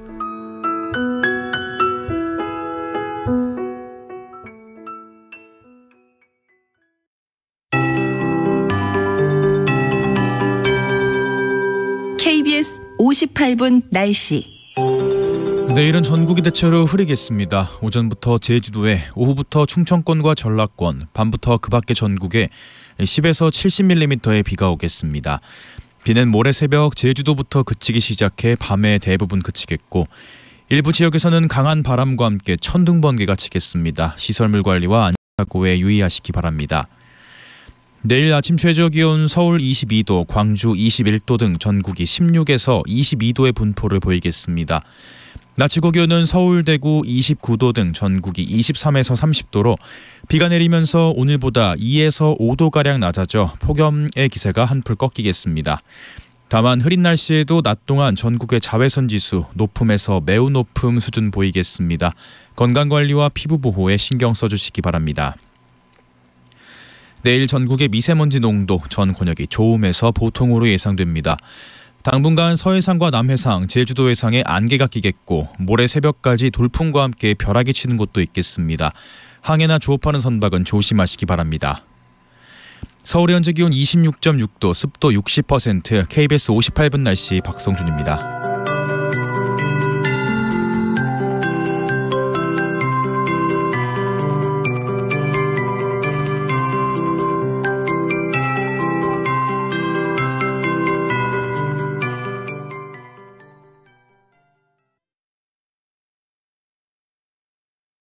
정성을 다하는 국민의 방송 KBS가 11시를 알려드립니다.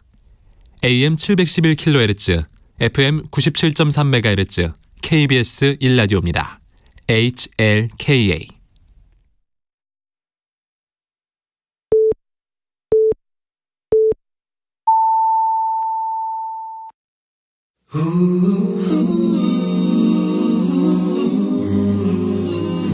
이 밤 그냥 보내긴 아쉬우니까요. 당신의 하루의 끝까지 야무지게 채워드립니다. 당신의 지식 충전소 김성환의 시사야.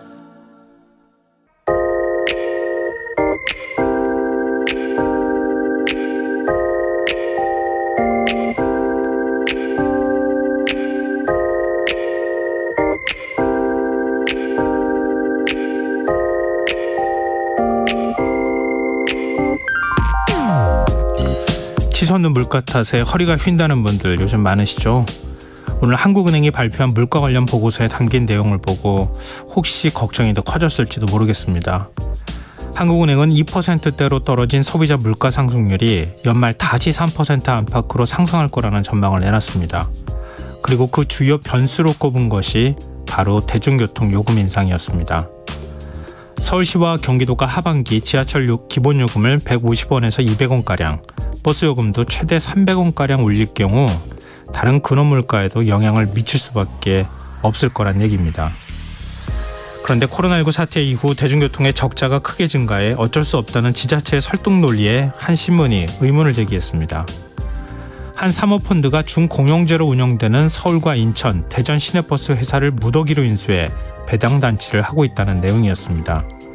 문제의 사모펀드는 차 파트너스 자산운용이라는 곳인데요.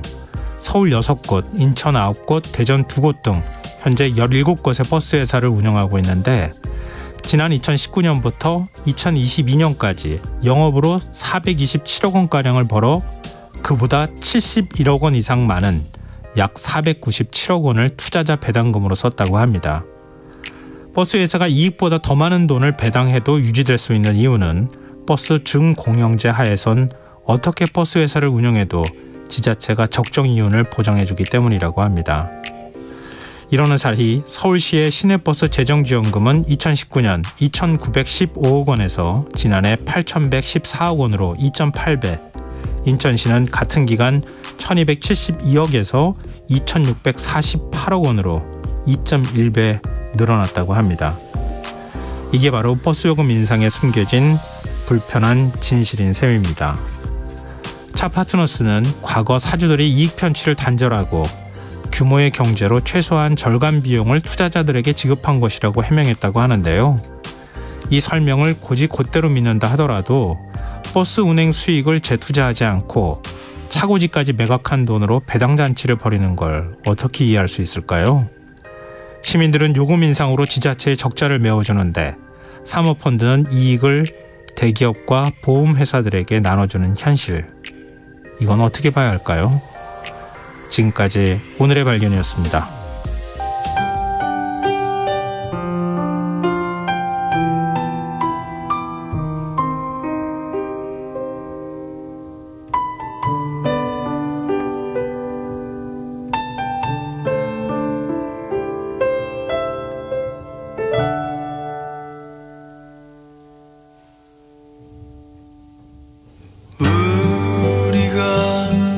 어느 별에서 만났기에 이토록 애타게 그리워하는가. 우리가 어느 별에서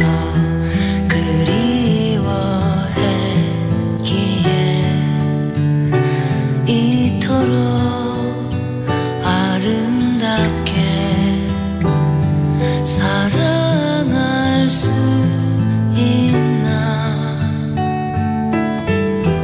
꽃은 시들고 해마저 지는데 저 문 바닷가에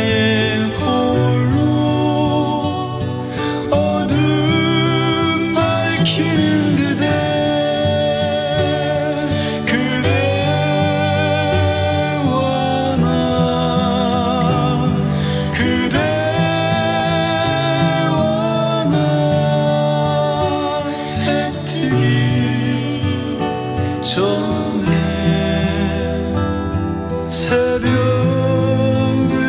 열지니 해 뜨기 전에 새벽을 열지니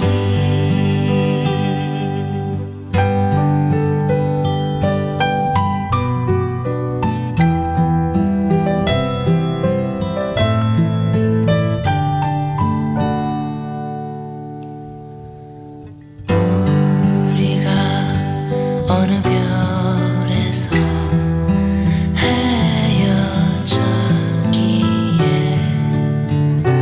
이토록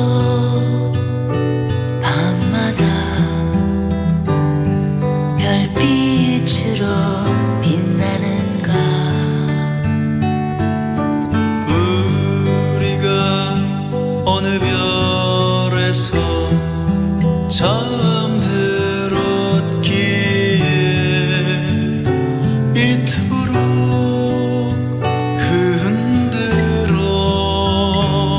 새벽을 깨우는가. 꽃은 시들고 해마저 지는데 저문 바닷가에 홀로 어둠 밝히는 그대와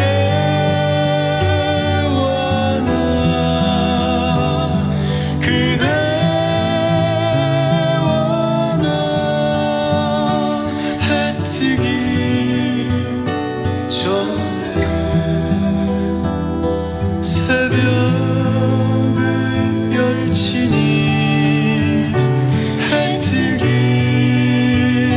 전에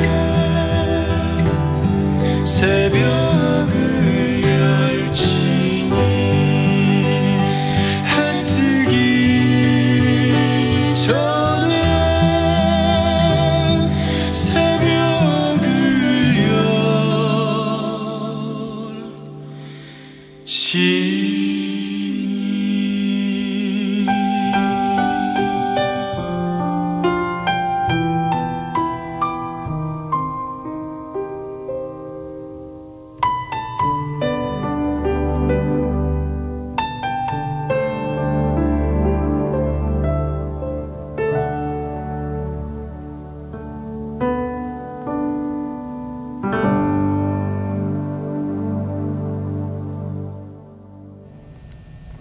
오늘의 발견에 이어서 안치환 장필순의 우리가 어느 별에서 들으셨습니다. 김성원의 시사는 언제나 청취자 여러분의 관심과 참여 기다립니다. 오늘도 방송 내용과 관련한 청취자분들 의견 계속 들어오고 있는데요. 김창예님, 대중교통 서민들이 많이 이용하고 있는데 인상하지 않았으면 좋겠습니다. 학생들에게는 무료로 시내버스를 이용하게 해주면 좋겠다는 생각도 들고요. 정작 필요한 부분을 놓치고 있는 게 아닌가라는 생각이 들어요. 이렇게 문자 주셨고요. 8356님께서는 지금 소비자 물가 인상률이 2%라는 것도 실제 체감하는 것과 너무 다른데 말이죠. 또 오르니. 어제 좋아하는 빵을 샀는데 가격이 안 올랐다고 좋아했더니 크기가 정말 반토막이 났더군요. 이렇게 문자를 주셨어요.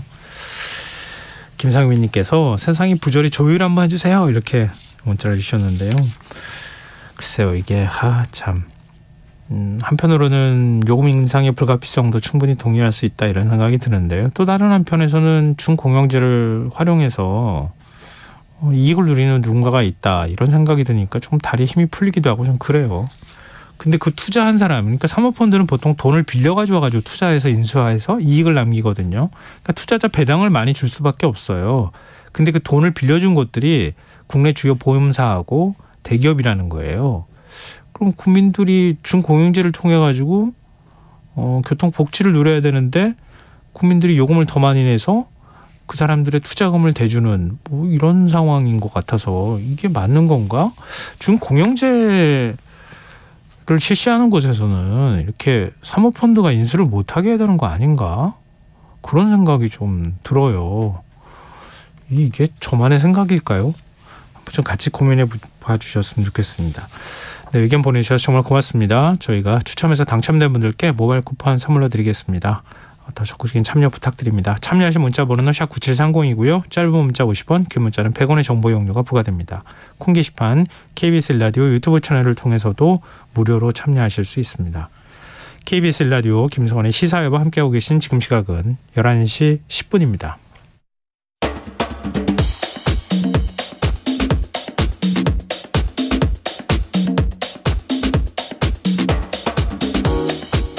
오늘 일어난 세상 곳곳의 소식들 당일 배송으로 전해드립니다. 밤참 뉴스 이영경 뉴스캐스터와 함께하겠습니다. 안녕하세요. 네, 안녕하세요. 오늘은 뭐니 해도 이 소식이 제일 클 것 같아요. 제가 느끼기에. 네. 너무 더웠어요. 그러니까 정말 더웠어요. 정말 더웠어요. 오늘 서울의 낮 최고 기온이 34도로 평년 이맘때보다 6도 가까이 높은 온도를 기록했습니다. 네. 부채 요즘 휴대용 선풍기도 굉장히 다양한 종류별로 나와서 네. 더위를 쫓을 수 있는 모든 용품을 동원하고요. 길거리에는 이 그늘을 찾아서 움직이는 분들을 많이 볼 수가 있었는데요. 하늘은 참 맑았습니다. 구름 한 점 없이. 근데 그 떼약볕이 너무 뜨거우니까 사실 부채질도 사실 소용이 없기는 했었습니다. 훈훈했어요. 예, 어떤 정말. 분이 누가 쓰러져도 이상하지 않은 네. 날씨일 만큼 전국에 폭염주의보가 내려졌는데요. 오늘 더위가 굉장히 기록적이었습니다. 경기도 양평과 여주의 낮 기온이 37도를 넘었고요. 전북, 전주, 충남, 홍성 등의 서쪽 지방은 기상 관측 이후에 6월 중순 최고 기온 신기록을 경신을 했습니다. 비공식적이기는 합니다만 오늘 아까 37도까지 말씀하셨었는데요. 오늘 여주의 기록이 37도가량 높아지는. 37도요? 네, 6월인데. 양평과 여주의 낮 기온이 37도를 넘었습니다. 저녁이 되면서 지금 온도가 많이 내려와서 지금 한 27도 좀 선선한 날씨가 이어지고 있는데 네. 전주는 35.4도로 기상 관측 이래 105년 만에 최고 기온이었고요. 서울도 34도를 기록을 했습니다. 주말부터 열기가 쌓인 데다가 동쪽으로부터 동풍이 불어들면서 서쪽의 공기를 더욱 뜨겁게 달군 그런 날이었는데요. 오늘 식사 시간을 조정해준 회사도 있대요. 아, 그래요? 좀 너무 더우니까 한낮에 12시 나가서 밥 먹으려면 너무 더우니까 좀 일찍 네. 가서 밥을 먹고 와라 이렇게 조정을 해준 곳도 있었고요. 횡단보도 앞에 그늘막이나 가로수들이 좀 세워져 있는 곳이 있었는데 여기도 행인들이 많이 몰려들었습니다. 무더위가 어제와 그제 이틀간 계속 이어졌기 때문에 온열 질환자가 전국에서 26명이 발생을 했습니다. 어제 오늘 사이에 제 집 주변에서도 그렇지만 윙 하는 소리가 들리기 시작했어요. 예. 에어컨 켜는 소리가 그만큼 켜는 집들이 많아졌다는 뜻이잖아요. 네. 자연스럽게 전기요금 많이 올랐는데 그쵸. 걱정하시는 분들 많을 것 같아요. 예, 그렇습니다. 한낮의 기온이 35도를 넘나드는 불볕더위가 계속이 되면서 하루 최대 전력 수요가 8만 메가와트에 육박했는데 이 감이 없으시죠? 8만 메가와트면 이게 7, 8월에 보통 여름철에 전력량이 급증할 때 보이는 수치인데요. 네. 이른 폭염의 열대야까지 오면서 6월 중순부터 7, 8월에 쓰는 전기량을 지금 보이고 있습니다. 전력거래소 발표를 보니까 오늘 최대 전력 수요가 오후 5시부터 6시가 7만 9천 메가와트로 예상을 했는데 네. 보통 한 6월 중순쯤 되면 6만 4천 정도 예상을 한대요. 그러니까 작년 이맘때 비해서 거의 24%가 늘어난 수치입니다. 그리고 지난주에 비해서도 10% 이상 전력 수요가 늘어났는데요. 양양에서 밤 기온이 25도 이상을 기록하는 열대야가 관측되기도 했었고요. 보통 7월 초, 7월 중순 지나야 열대야라고 하는데 보통 6월 말에 장마가 오니까 네네. 열흘 이상 빨리 지금 더위가 관측이 됐습니다. 현재까지는 정전이라든지 이런 수급 이상은 발생하지 않을 거라는 설명이긴 한데 현재까지는 공급 예비 전력이 13.4%로 기록이 됐거든요. 1,662메가와트 정도인데 공급 예비 전력이 5,500메가와트 아래로 떨어지면 비상조치가 시행이 되기는 하는데요. 그럼에도 불구하고 문제는 전력을 이렇게 일찍 쓰게 되면 전기요금이나 이런 부분들의 그 서민들의 살림에 부담이 될 수 있는 것이고요. 게다가 지금 이 에너지와 관련돼서 전 세계적으로 지금 근심거리이기 때문에 이런 부분에 있어서는 좀 걱정이 많은 거죠. 해마다 이 전력 수요를 경신한다는 문제가 좀 있거든요. 뭐 지구 기후 변화 뭐 그리고 지구 온난화 이런 게 계속 뭔가 영향을 미치는 거 아닌가? 덜컥 겁이 날 지경이에요. 지금 이렇게 빨리 폭염이 찾아올 거라고 생각을 못했거든요. 밖에서 실외기 보고 있으면 걱정이 돼요. 안 할 수가 없죠. 안 할 수가 없어 마찬가지인데요. 또 실외기가 돌면 바깥에 온도가 올라가게 되니까 악순환인가? 이런 생각을 문득문득 하게 그렇죠. 되죠. 예. 근데 무엇보다도 에너지 취약계층 부담이 커질 수밖에 없는데 좀 걱정이네요. 그렇죠. 우선은 쪽방촌의 경우에는 이제 바깥이나 방 안이나 온도가 높은 건 마찬가지인데요. 식사를 해야 되니까 불을 떼야 되잖아요. 뭐든 조리를 해야 되니까. 외식 물가가 너무 비싸죠. 라면 하나 김밥 한 줄에 10,000원이라고 하는 시기잖아요. 그럼 집에서 라면이라도 하나 끓여 먹으려면 온도가 올라가게 되니까 그 먹는 것조차 부담이 되는 시기인 겁니다. 그래서 이제 밖에 소방대원들이 살수차로 이제 불을 뿌려줘야 온도를 좀 내려주기 위해서 그렇긴 합니다만 그래도 굉장히 힘겨운 여름을 날 수밖에 없는데요. 게다가 이제 10여 가구가 이렇게 모여있는 쪽방촌에 방도 작지만 화장실이나 이런 걸 같이 쓰잖아요. 이제 그러다 보니까 날씨가 너무 덥고 밖에 나와서 들락날락하는 이 삶 자체가 굉장히 어려운 겁니다.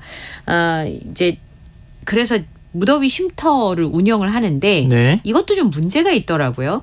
실제로 그 앱이나 홈페이지 국민재난안전포털에 무더위 쉼터 주소가 이렇게 등록이 돼 있어요. 실제로 가보니까 가정집인 경우도 있고 그렇지 않으면 식당인 경우도 있고 이렇게 잘못되어 있는 경우들이 많이 있는 거예요. 그러니까 표시가 잘못된 거죠. 그러니까 위치 기반 서비스로 할 때 오차 범위가 너무 큰 것이고 또 가보면 실제로 냉방기가 고장난 경우도 많이 있다고 합니다. 근데 취약계층이 이렇게 무더위 쉼터나 공공으로 되어 있는 곳이 아니면 더위를 식힐 수 있는 방법이 없는데 그런 부분들이 좀 문제가 있는 거죠. 그리고 바깥에서 일하시는 분들은 이런 무더위 쉼터들이 잘 돼 있어야 급하면 물이라도 아니면 땀이라도 식힐 수 있는데 언감생심 어려운 상황이라고 합니다. 실제로 이 무더위 쉼터를 많이 마련하고 있지만 이용하시는 분들이 많지 않고 특히나 쪽방촌에 사시는 분들의 경우는 이제 건강 관리가 잘 안 되니까 기저질환을 앓고 있는 분들이 많거든요. 그러면 날씨가 더워지면 이게 이제 굉장히 건강에 악영향을 줄 수 있어서 그런 부분들이 굉장히 걱정입니다. 근데 정부가 그러니까 이전 대비 에너지를 절감할 경우에 캐시백을 준다 뭐 이런 제도를 하고 있잖아요. 뭐 신청 20만 명 가구가 넘어섰다 뭐 이렇게 또 얘기하고 있던데 청취자 박재만님께서 왜 에너지 캐시백 받을 수 있는 사람 거의 없겠어요. 이렇게 갑자기 이렇게 날이 더워지니까 그런 얘기도 하시는데 근데 이게 전초전이 될 수도 있어요.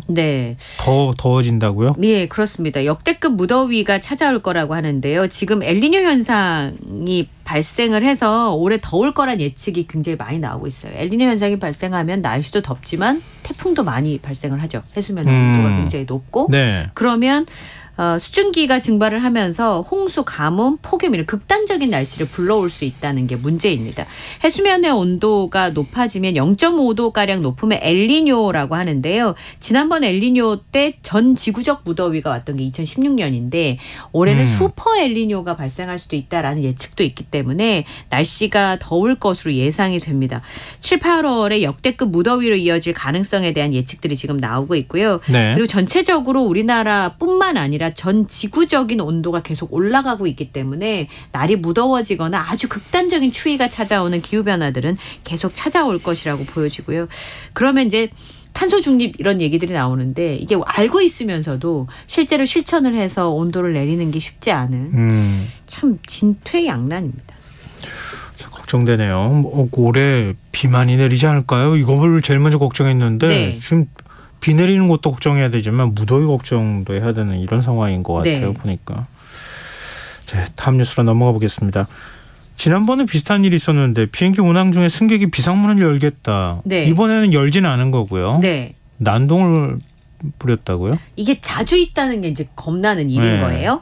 필리핀 세부 막탄공항을 떠나서 인천공항으로 향하던 제주항공 보잉 737-800 여객기 안에서 이런 일이 발생을 했는데 이륙을 하고 1시간 뒤가 새벽 4시쯤이었어요. 오늘 새벽에. 20대로 추정되는 남성 승객 1명이 여객기 맨 앞쪽에 출입문을 열려고 시도를 했습니다. 너무 아찔했던 게 뭐냐면 우선 고도 9,000m 상공을 날고 있었어요. 비행기가. 게다가 여기에는 184명의 승객이 타고 있었는데 2돌 안 된 아기도 있었단 말이죠. 다행히 여기가 이제 기체 내외 압력을 통해서 실제로 문이 열리지 않도록 설계되어 있는 비행기였어요. 그러니까 아까 말씀하신 것처럼 출입문이 열리진 않았습니다. 근데 이 남성이 승무원과 다른 승객들에게 제압을 당했다고 하는데요.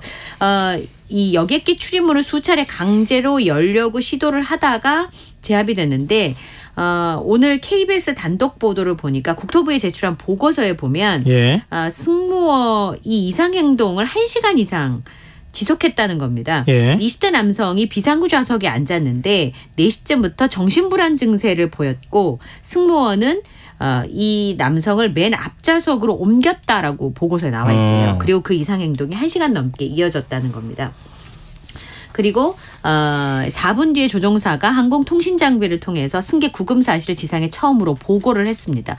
그런데 제주항공 측의 설명을 보면 승객을 관찰하는 동안 난동이 굉장히 심해졌다고 하고요. 출입문을 열려고 시도했을 때는 즉시 제압이 됐다고 하는데 7시 45분쯤에 인천공항에서 승객들이 모두 내린 뒤에 대기하던 경찰이 항공기 안으로 진입을 해서 이 승객을 그 인계를 받았습니다. 그리고 이 남성은 항공보안법 위반 혐의로 체포해서 범행 경위를 조사하고 있습니다. 좀 걱정이네요. 유사한 일이 계속 반복되지는 않았으면 좋겠고요.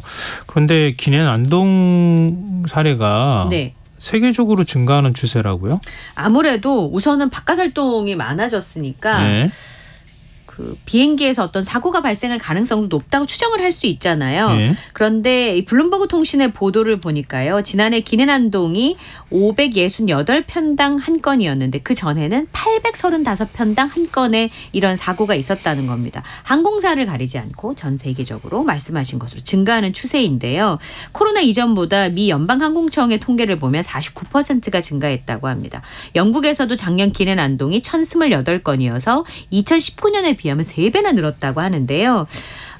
이런 경우는 아무래도 오랫동안 코로나 때문에 사람들이 이제 집안에 있었기 때문에 비행 에티켓을 잊어버렸고 심지어는 다른 사람들과 함께 비행기를 타는 것 자체를 불편하게 느낄 수 있다라고 하는 분석들도 있는데요. 그리고 코로나19 유행 기간 동안 공항에서 테이크아웃으로 술을 파는 경우가 보편화되면서 승객이 책임 있는 관리나 규제 없이 술을 마시고 항공기에 탑승하는 사례들도 늘어나고 있다고 합니다. 그래서 그게 아마 난동의 이유가 더 될 수 있지 않은가. 미국에서 분석한 내용이고요. 지난달에 왜 대구행 아시아나 항공 승객이 착륙 전에 비상문을 강제로 개방한 사고 때문에 불안감이 굉장히 커지고 있는데 호주 같은 경우에도요. 전년 동기 대비해가지고 3월부터 9월까지 466건이었는데 이게 지난해는 279건밖에 되지 않았다고 합니다. 그러니까 전 세계적으로 이런 것들이 늘어나고 있는 추세입니다. 예전에는 뭐 땅콩 갑질이니 뭐 라면 갑질이니 이런 얘기는 들어봤어도 이렇게 기내에서 난동 핀다는 얘기는 그렇게 많이 안 들어봤거든요. 근데 그때도 그랬는데 처벌 강화해야 된다는 얘기가 계속 있었거든요. 지금도 그래야 되는 겁니까? 어떻게 그래서 해야 돼요? 이제 누리꾼들은 기내 안전을 위해서도 이건 처벌을 좀 강하게 해야 된다는 지적을 하고 있습니다. 편안해야 할 비행기에서 긴장하게 생겼다. 짧은 비행이라도 지난번에 대구행 아시아나항공은 진짜 짧은 비행 시간임에도 불구하고 기내 난동이 있었잖아요. 문 열릴 걱정을 해야 돼서 비행기 타기가 두렵다. 심지어는 테러로 간주해서 큰 처벌을 내려야 된다라는 주장들이 있고요. 만약 처벌을 약하게 하면 모방범죄들이 얼마든지 발생할 수 있다라는 비판들이 나오고 있는데 현재 항공보안법 23조에 따르면 항공기 내에서 출입문이나 탈출구 기기를 조작한 승객은 10년 이하의 징역형에 처해질 수 있습니다. 이것도 뭐 중형에 해당이 되는 건데 그 전에 사실은 그 단계까지 가면 안 되잖아요. 만약에 문이 열리면 큰일 나는 거예요. 그러니까 항공 보안 인력이나 아무래도 그리고 이번에는 승무원들이 적절하게 대처해서 그런 사태가 벌어지진 않았지만 하여튼 그런 일이 벌어질 것에 대한 대비를 좀 철저히 해야 될 것 같습니다. 지금 여러분께서는 KBS 라디오 김성환의 시사회와 함께하고 계십니다. 밤참수 계속 이어가겠습니다. 세금 20억 원을 들여서 제작한 거북선이 철거 위기에 놓였다고요? 네, 2011년에 20억 원을 들여서 거북선을 복원했습니다. 예. 그런데 거제 지세포 앞바다에 이 거북선이 떠 있었는데 한 달 만에 짝퉁 논란이 일었습니다. 국산 소나무라고 속여서 이제 거북선을 제작했다고 했는데 알고 보니까 수입 목재였던 거죠. 국산 소나무를 수급받기 위해서 확인을 했지만 수급이 불가능하니까 수입산 목재를 쓰기로 마음을 먹었고 네. 전체 거북선의 80%를 수입산 목재로 사용을 했던 거죠. 그리고 나서 만드는 매듭새나 만듦새도 문제가 있었던지 물새고요. 균형을 잡지 못해서 끝내 거북선이 바다에 못 떠 있고 육지로 옮겨왔습니다. 10년 넘게 사실상 방치돼 있으니까 관리가 제대로 안 되니까 만들기도 부실한데 구멍 나고 부서지고 이런 일들이 벌어졌는데요. 네. 거북선이 꼬리 부분 일부가 부러졌다는 얘기가 있었는데 이달 초에는 계속 비가 내리면서 완전히 박살이 난 상황입니다. 예. 게다가 이 부서진 나무 파편이 흩어져 있으니까 더 방치를 하면 사고 위험까지 높은 상황인데요. 그래서 거제시가 이제 관리를 하고 있었는데 공개 입찰을 붙였습니다. 이 상황이니까 유찰이 여러 번 됐어요. 7번 돼가지고 누가 살려고 하지는 않을 거 아니에요. 팔리긴 팔렸어요. 154만 원에. 근데 아까 네? 얼마요? 154만 원이요. 20억 원 들어서 만들었는데. 154만 원이요? 예. 근데 이 사신 분이 왜 사셨을까 저 되게 궁금했거든요. 예. 근데 이분이 교육 목적으로 거북선을 활용하기 위해서 이걸 샀는데 문제는 이게 옮기는 비용이 얼마인지 아세요? 1억 원이에요. 그럼 워낙 크니까. 네, 그러니까 154만 원 주고 산 거북선을 1억 원 들여서 옮겨야 되는 상황이 벌어진 거예요. 근데 이 낙찰 받으신 분이 거북선을 국립공원 안에다 두려고 했던 건데 네. 공원의 계획 변경이 없이는 옮길 수 없다라고 하는 결론이 난 거예요. 용도 변경해야 되니까 시간이 많이 걸리잖아요. 그쵸? 그러니까 거제시에다가 그럼 기한을 좀 늘려주세요. 내가 가져가긴 가져가겠습니다라고 얘기를 했대요. 예. 그랬더니 거제시가 계약 기간 끝나면 철거할 겁니다. 왜냐하면 이거 이제 그 유지하는데도 비용이 계속 드니까 예. 거제시에도 못하겠다 이렇게 된 거예요. 예. 그래서 논란 속에 끝내는 계약 기간이 지나게 되면 폐기될 운명에 놓였습니다. 참 애초에 만들 때 신중하게 만들었어야 되는 거 아닌가 그런 생각이 드네요. 네. 그리고 울산시가 250억 원 들여서 기업인 조형물 건립하겠다. 네. 뭐 이런 큰 바위 얼굴 같이 이렇게. 그죠. 곡도에서 뭐 보일 수 있게. 예. 그거 사업 철회하기로 했어요. 예. 이 울산시장이 조례입법과 예산 편성 과정에서 여러 가지 논란이 빚어졌는데 그러면서 사업의 진위가 훼손됐다고 밝혔습니다. 실제로 창업가들을 정중하게 모셔야 되는데 오히려 이미지 훼손을 우려하는 상황이다. 라고 설명을 했는데요. 울산시가 최근에 이 우리나라 대표 그룹의 창업주의 얼굴을 조각상을 세우는 사업을 추진을 했습니다. 말씀하신 것처럼 미국에 있는 대통령 얼굴 조각상인 큰바위 얼굴처럼 만들겠다는 건데요. 네. 울산에서 언양까지 가는 24호 국도에서 볼 수 있을 정도로 40m 크기로 흉상을 만들 예정이었는데 받침대까지 더하면 50m 정도 된다고 해요.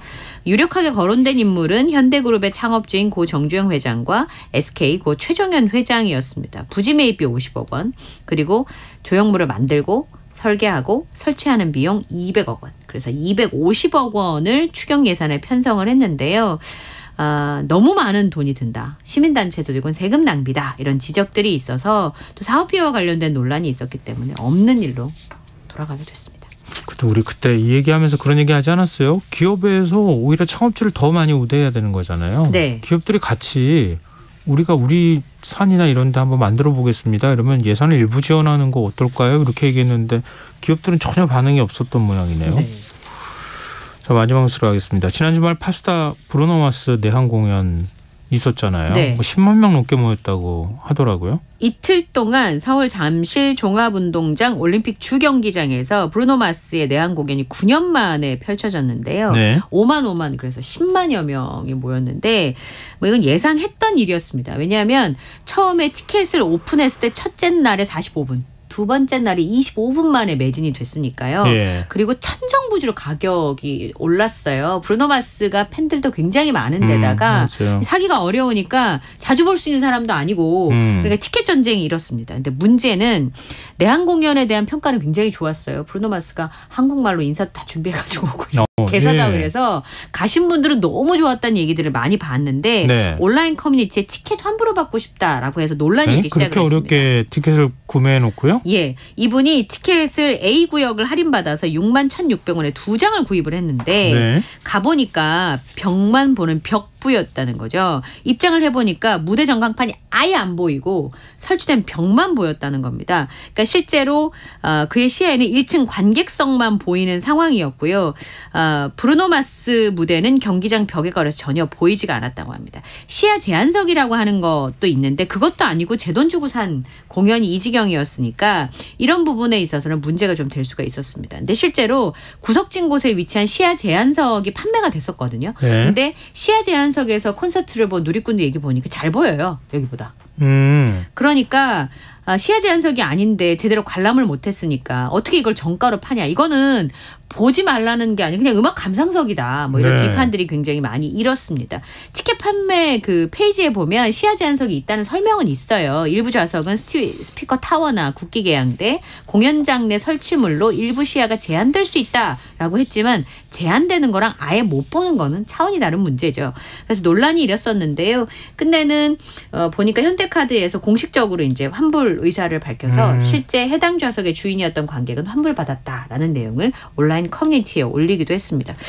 매번 이렇게 팝스타들이 내 안에서 공연할 때마다 이 티켓 논란들이 있는데 이런 네. 일은 발생하지 않도록 해야 될 것 같습니다. 네, 예. 알겠습니다. 오늘 반찬업소 여기까지 하겠습니다. 지금까지 이영경 뉴스캐스터와 함께했습니다. 고맙습니다. 감사합니다.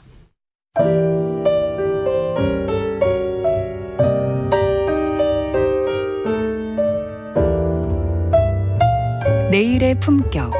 김성환의 시사야에서 챙겨가세요. 하루를 마무리하는 시간 꺼내보는 당신의 지식 창고. KBS 1라디오 김성환의 시사야.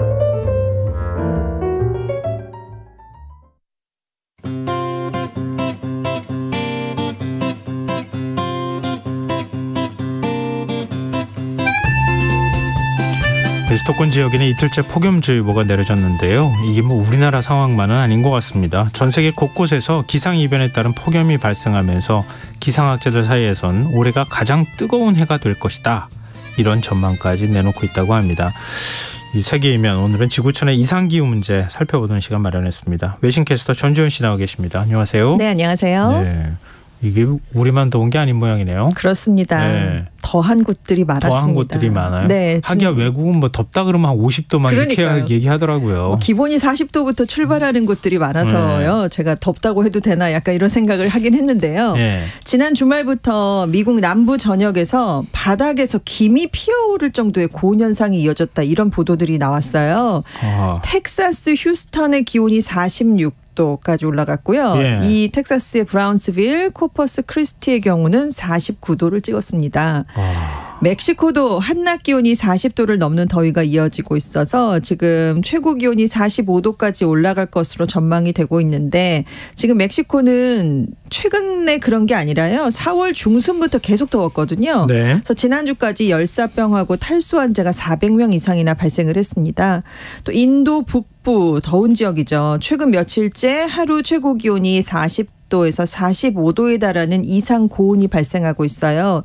지금 동남아 지역도 200년 만에 폭염이 왔습니다. 대개 네. 동남아는 4, 5월이 연중 가장 더운 달이고요. 그 이후에는 우기가 오거든요. 맞아요. 네, 더위를 식혀주는 우리 여름에 기가. 가면 네. 우기가 와가지고. 그러니까요. 네. 그런데 올해는 문제는 우기 기간인데 태국하고 베트남에서 최고 기온이 다 역대 최고치를 경신한 상황입니다. 스페인, 모로코, 알제리, 중앙아시아 이렇게 북반구 다른 지역도 기록적인 더위 이런 얘기가 지금 계속 나오고 있고요. 4월 초에 이미 투르크메니스탄은 42도까지 올라갔어요. 그래서 이 위도에서 세워진 세계 최고의 기온 기록 이런 평가가 내려졌습니다. 시베리아도 더워요. 이달 상순에 섭씨 40도에 가까운 이상 고온이 나타났습니다. 시베리아가요? 시베리아 바예보 지역의 와. 7일 최고 기온이 섭씨 38.5도였거든요. 근데 여름철에 종종 시베리아 기온이 영상 30도 이상 올라가는 적은 있었어요. 그래서 시베리아도 이렇게 덥다 뭐 이런 네. 소식이 있었는데 네. 문제는 그래도 그건 여름철 소식이었단 말이죠. 네. 근데 본격적인 여름이 시작되지 않은 6월 초에 40도에 가까운 폭염이 시베리아에서 발생한 건 이건 굉장히 이례적입니다. 하기야 시베리아는 여름이 짧잖아요. 그렇습니다. 잠깐 왔다 가는 거잖아요. 그러니까요. 그래서 지금 지구 온난화가 특히 고위도 지역에서 극심한 기후 변화를 유발하고 있다라고 기후학자들이 보고 있어요. 그래서 온실가스 배출량이 현재 수준으로 유지가 되면 2030년대쯤에는 북극에 있는 해빙이 다 없어질 수 있다는 예측이 나오고 있습니다. 그런데 문제는 해빙이 줄어들면 전 세계 곳곳에서 한파, 폭염, 폭우 같은 이상기후가 더 자주 나타나게 되는 거고요. 네. 영구 동토층 시베리아에 있는 이곳이 녹으면 지구온난화는 더 가속화될 수밖에 없습니다. 그쵸. 그래서 지금 유럽연합이 기후변화 감시기구가 있어요. 코페르니쿠스 기후변화 서비스라는 곳에서 전 세계 평균 기온이 1979년에 기록했던 6월 최고 기온보다 1도 정도가 더 높은 상태다. 이런 얘기를 내놨는데요. 이달 초에 좀 더 심각해졌었어요. 지구의 표면 온도가 기상 관측이 시작된 이래 처음으로 산업혁명 이전보다 섭씨 1.5도 이상 상승해버렸습니다. 그 이후에 좀 내려와서 지금 1도 정도 상승한 상태거든요. 지금은. 네. 근데 2015년에 파리 협정이 있었잖아요. 그러게요. 그때 네. 지구 온도를 산업화 전보다 섭씨 1.5도 이상 올라가지 않도록 노력하자라고 합의를 했었거든요. 근데 이달 초에 한 며칠이긴 하지만 1.5도를 넘어선 겁니다. 그러니까 8년 만에 그 목표가 무너졌다라는 얘기가 나왔습니다. 진짜 한 3도나 5도 더 올라가면 네. 지구에 재앙이 될 거다. 그렇습니다. 이런 얘기까지 네. 있는 상황인데 이게 뭐 지금 엘니뇨 때문이다. 그렇습니다. 네, 일단 미국 해양대기청이요. 지난달에 평균 해수면 온도가 평년보다 0.85도가 높아서 1850년 이후 5월 해수면 온도로는 최고치를 기록했다라는 발표를 내놨는데요. 그러니까 올해 해수면 온도에 가장 큰 영향을 미친 요인으로 지금 열대 태평양에서 엘니뇨가 본격화한 것을 가장 먼저 꼽고 있습니다. 근데 지난 3년 동안 동태평양 수온이 평년보다 낮은 라니냐가 이어졌었거든요. 네. 그런데 올해는 반대로 이 해표면의 수온이 높아지는 엘니뇨가 발생을 하고 있고요. 근데 이제 문제는 적도 부근에서 태평양 동쪽의 해수면 온도가 따뜻해지면 동쪽에서 불어오는 무역풍이 약해집니다. 정상적인 대류 현상이 일어날 수 없겠죠. 그래서 네. 태평양 중부와 동부의 대류가 집중되면서 이 지역의 바다와 대기 온도가 더 따뜻해지는, 그러니까 계속해서 악순환이 발생을 하게 되는 거예요. 근데 결국 이게 또 대기 상층에 있는 제트기류 흐름에도 영향을 줍니다. 그래서 지금 더 많은 폭풍우를 몰고 올 수 있고 북미 지역 북부에는 더 따뜻한 공기를 가져오게 되는 그런 현상이 발생을 할 수 있어요. 그래서 최근에 캐나다에서 기록적인 규모로 산불이 일어났었잖아요. 네네. 유럽 근처 해상에서는 열돔이 형성되기도 했고, 그래서 이것도 다 좀 그런 영향을 받은 거다 이런 얘기가 나오고 있는데, 이 하여튼 뭐 엘니뇨, 라니냐 예전에도 있었잖아요. 네. 근데 지금 이렇게 그 더 심각해진 기상 현상이 나타나는 건 결국 지구 온난화가 가장 결정적인 원인이다라는 점을 전문가들은 강조하고 있습니다. 문제는 올해는 그냥 엘니뇨가 아니라 슈퍼 엘니뇨가 발생할 가능성이 크거든요. 그래서 역대 가장 더웠던 해로 기록된 게 2016년이었거든요. 그때보다 더 더운 해가 될 수 있고 특히 동남아시아랑 호주의 폭염이 우려된다라는 얘기를 기상학자들이 내놓고 있습니다. 근데 2003년에도 유럽에서 굉장한 폭염이 발생을 했었어요. 네. 섭씨 40도를 웃도는 폭염이 장기화되면서 고령층을 중심으로 수만 명이 사망했는데 올해는 더 더울 수 있다. 뭐 이런 얘기가 나오니까요. 지금 벌써부터 이 폭염에 대한 그런 우려가 커지고 있습니다. 뭐 집에서 더우니까 뭐 얼음물이나 뭐 이런 네. 많이 먹잖아요. 네, 그렇죠. 근데 얼음 처음에 잘 안 녹다가 한번 녹기 시작하면 굉장히 녹는 그렇죠. 속도가 빨라지는 거랑 그렇습니다. 비슷한 거잖아요. 네. 이미 녹기 시작했다는 거잖아요. 그렇습니다. 지금. 근데 이렇게 해버리면은 네. 폭염이 찾아오면 자연스럽게 가물어지는 현상도 나타나고 그렇죠. 네. 산불도 커지고. 그렇습니다. 캐나다 산불이 그 대표적인 사례가 되는 거예요. 그렇죠. 왜냐하면 숲의 초목이 매우 건조해서 번개가 치는 비율이 높아지게 됩니다. 그래서 산불이 더 많이 일어날 수밖에 없는 건데요. 캐나다 산불이 매년 5월에서 9월 사이에 번개 등으로 인해서 자연적으로 굉장히 발생을 해왔어요. 그런데 네. 올해 산불 피해가 최근 20년 만에 가장 큰 규모로 발생을 했습니다. 지난 10년간 평균보다 13배 더 심각한 정도로 이제 타버렸는데요. 역시 기후변화 기후변화로 인한 기온 상승, 장기간의 가뭄, 변화하는 강우 패턴 등이 통제할 수 없을 정도의 산불을 불러왔다. 이런 평가가 나오고 있는데 지금 캐나다가 지난 겨울 동안 강수량이 적었어요. 그리고 봄에도 건조했거든요. 그래서 여기도 대개 늦봄이나 초여름에 비가 오면서 잎이 무성해지면서 숲이 녹화가 되는데 올해는 건조했기 때문에 비가 안 왔고 녹화가 좀 늦어졌습니다. 그러니까 이렇게 높은 기온, 극심한 가뭄이 겹쳐서 숲이 더 빨리 타게 됐다는 거죠. 그리고 기온이 높아지면서 해충이 워낙은 캐나다 남부에서 활동을 했는데 이제 따뜻해지니까 더 높은 데까지 올라왔어요. 네. 중부 이상으로 올라오면서 이 해충 때문에 또 이렇게 좀 죽어버린 나무들도 있기 때문에 화재에 취약한 환경도 만들어졌고, 근데 문제는 이렇게 타버리는 지역에서 그치는 게 아니라 산불 때문에 연기가 대량 발생하잖아요. 이게 북극 상공을 이동하면서 지구 온난화를 가속시킬 수 있습니다. 왜냐하면 이 연기가 눈하고 얼음 표면을 그을려서 어둡게 변하게 할 수 있거든요. 네. 그렇게 어두운 색이 되면 더 많은 열을 흡수를 하게 됩니다. 그러면 기온이 오르겠죠. 그럼 북반구 지역에서 더 강하고 잦은 산불이 발생하는 또 악순환으로 이어질 가능성이 높습니다. 그래서 올여름에는 이례적으로 북유럽에서도 산불 경보가 발효된 상황이에요. 근데 산불이 나면 네. 나무가 가지고 있었던 탄소가 다시 배출되는 거 아니에요? 그렇죠. 그럼 지구온난화가 이산화탄소가든 메탄이든 탄소가 계속 배출되니까 그렇죠. 네. 더 온난화를 가속시키는 거 아니에요? 가속시키죠. 최근 과학자들이 대형 산불 현장에서 엄청난 양의 메탄이 방출된다라는 사실을 과학적으로 밝혀냈습니다. 그런데 이렇게 메탄이 방출되면 지구 대기로 스며들어가서 전 지구적으로 온난화를 유발하는데요. 특히 이 메탄이 무서운 게 이산화탄소보다 86배나 지구 온난화를 불러오는 능력이 더 강한 것으로 평가가 되고 있거든요. 그런데 문제는 대형 산불이 지금 굉장히 큰 규모로 자주 발생을 하고 있으니까 네네. 그만큼 메탄이 굉장히 많이 나오고 있는 셈입니다. 중남미 지역에서는 폭우 때문에 지금 뭐 몸살을 앓고 있다고요? 폭우랑 가뭄이 동시에 나타나고 있어요. 중남미 북부에서는 기록적인 폭우가 쏟아지고 있는데 반대로 남부는 극심하게 가뭄을 겪고 있습니다. 지금 에콰도르는 북부에 있거든요. 근데 이달 초에 그 북부 지역을 중심으로 12시간 가까이 집중호우가 쏟아졌어요.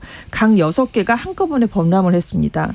그 3월에도 이 에콰도르는 한 달 동안 폭우가 이어져서 지진 산사태가 잇따랐거든요. 그리고 이제 아이티, 중미 카리브해 아이티에서도 이달 초에 폭우가 발생해서 여러 강이 범람을 했습니다. 근데 반면에 이제 남미 남부에 있는 우루과이에서는 가뭄이 몇 주째 이어지고 있어요. 83년 만에 최악의 가뭄입니다. 그래서 지금 수도 몬테비데오에서는 저수율이 하락해서 담수가 부족해졌습니다.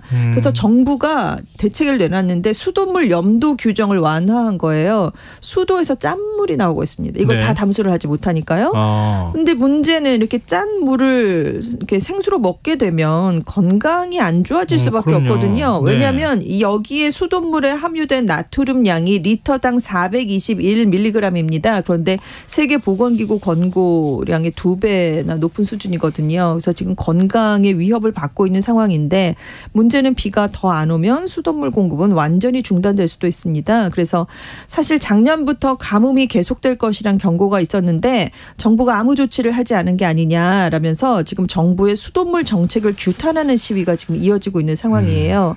근데 지금 태평양하고 카리브해를 연결하는 파나마 운하도 수위가 굉장히 낮아졌습니다. 가뭄 때문에. 네. 그래서 통과할 수 있는 선박 중량을 제한했고요. 추가 요금을 부과하고 있는데 올봄 강우량이 평년의 절반밖에 안 됐다고 해요. 그래서 이렇게 운하의 가뭄이 계속 이어지면 물류 비용이 또 높아질 수밖에 없잖아요. 그러니까 전 세계적으로 물가 상승 요인이 또 될 수가 있습니다. 그리고 지금 프랑스 남부, 스페인 영토의 27%도 가뭄 때문에 비상이 걸렸고요.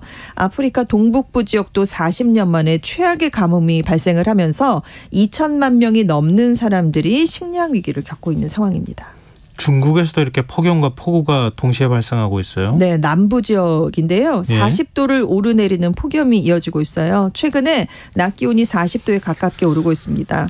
그래서 지금 작년에 창작 뉴욕을 중심으로 61년 만에 최악 수준의 폭염이 있었거든요. 근데 올해도 똑같은 현상이 재현될 수 있다라는 우려가 커지고 있고요.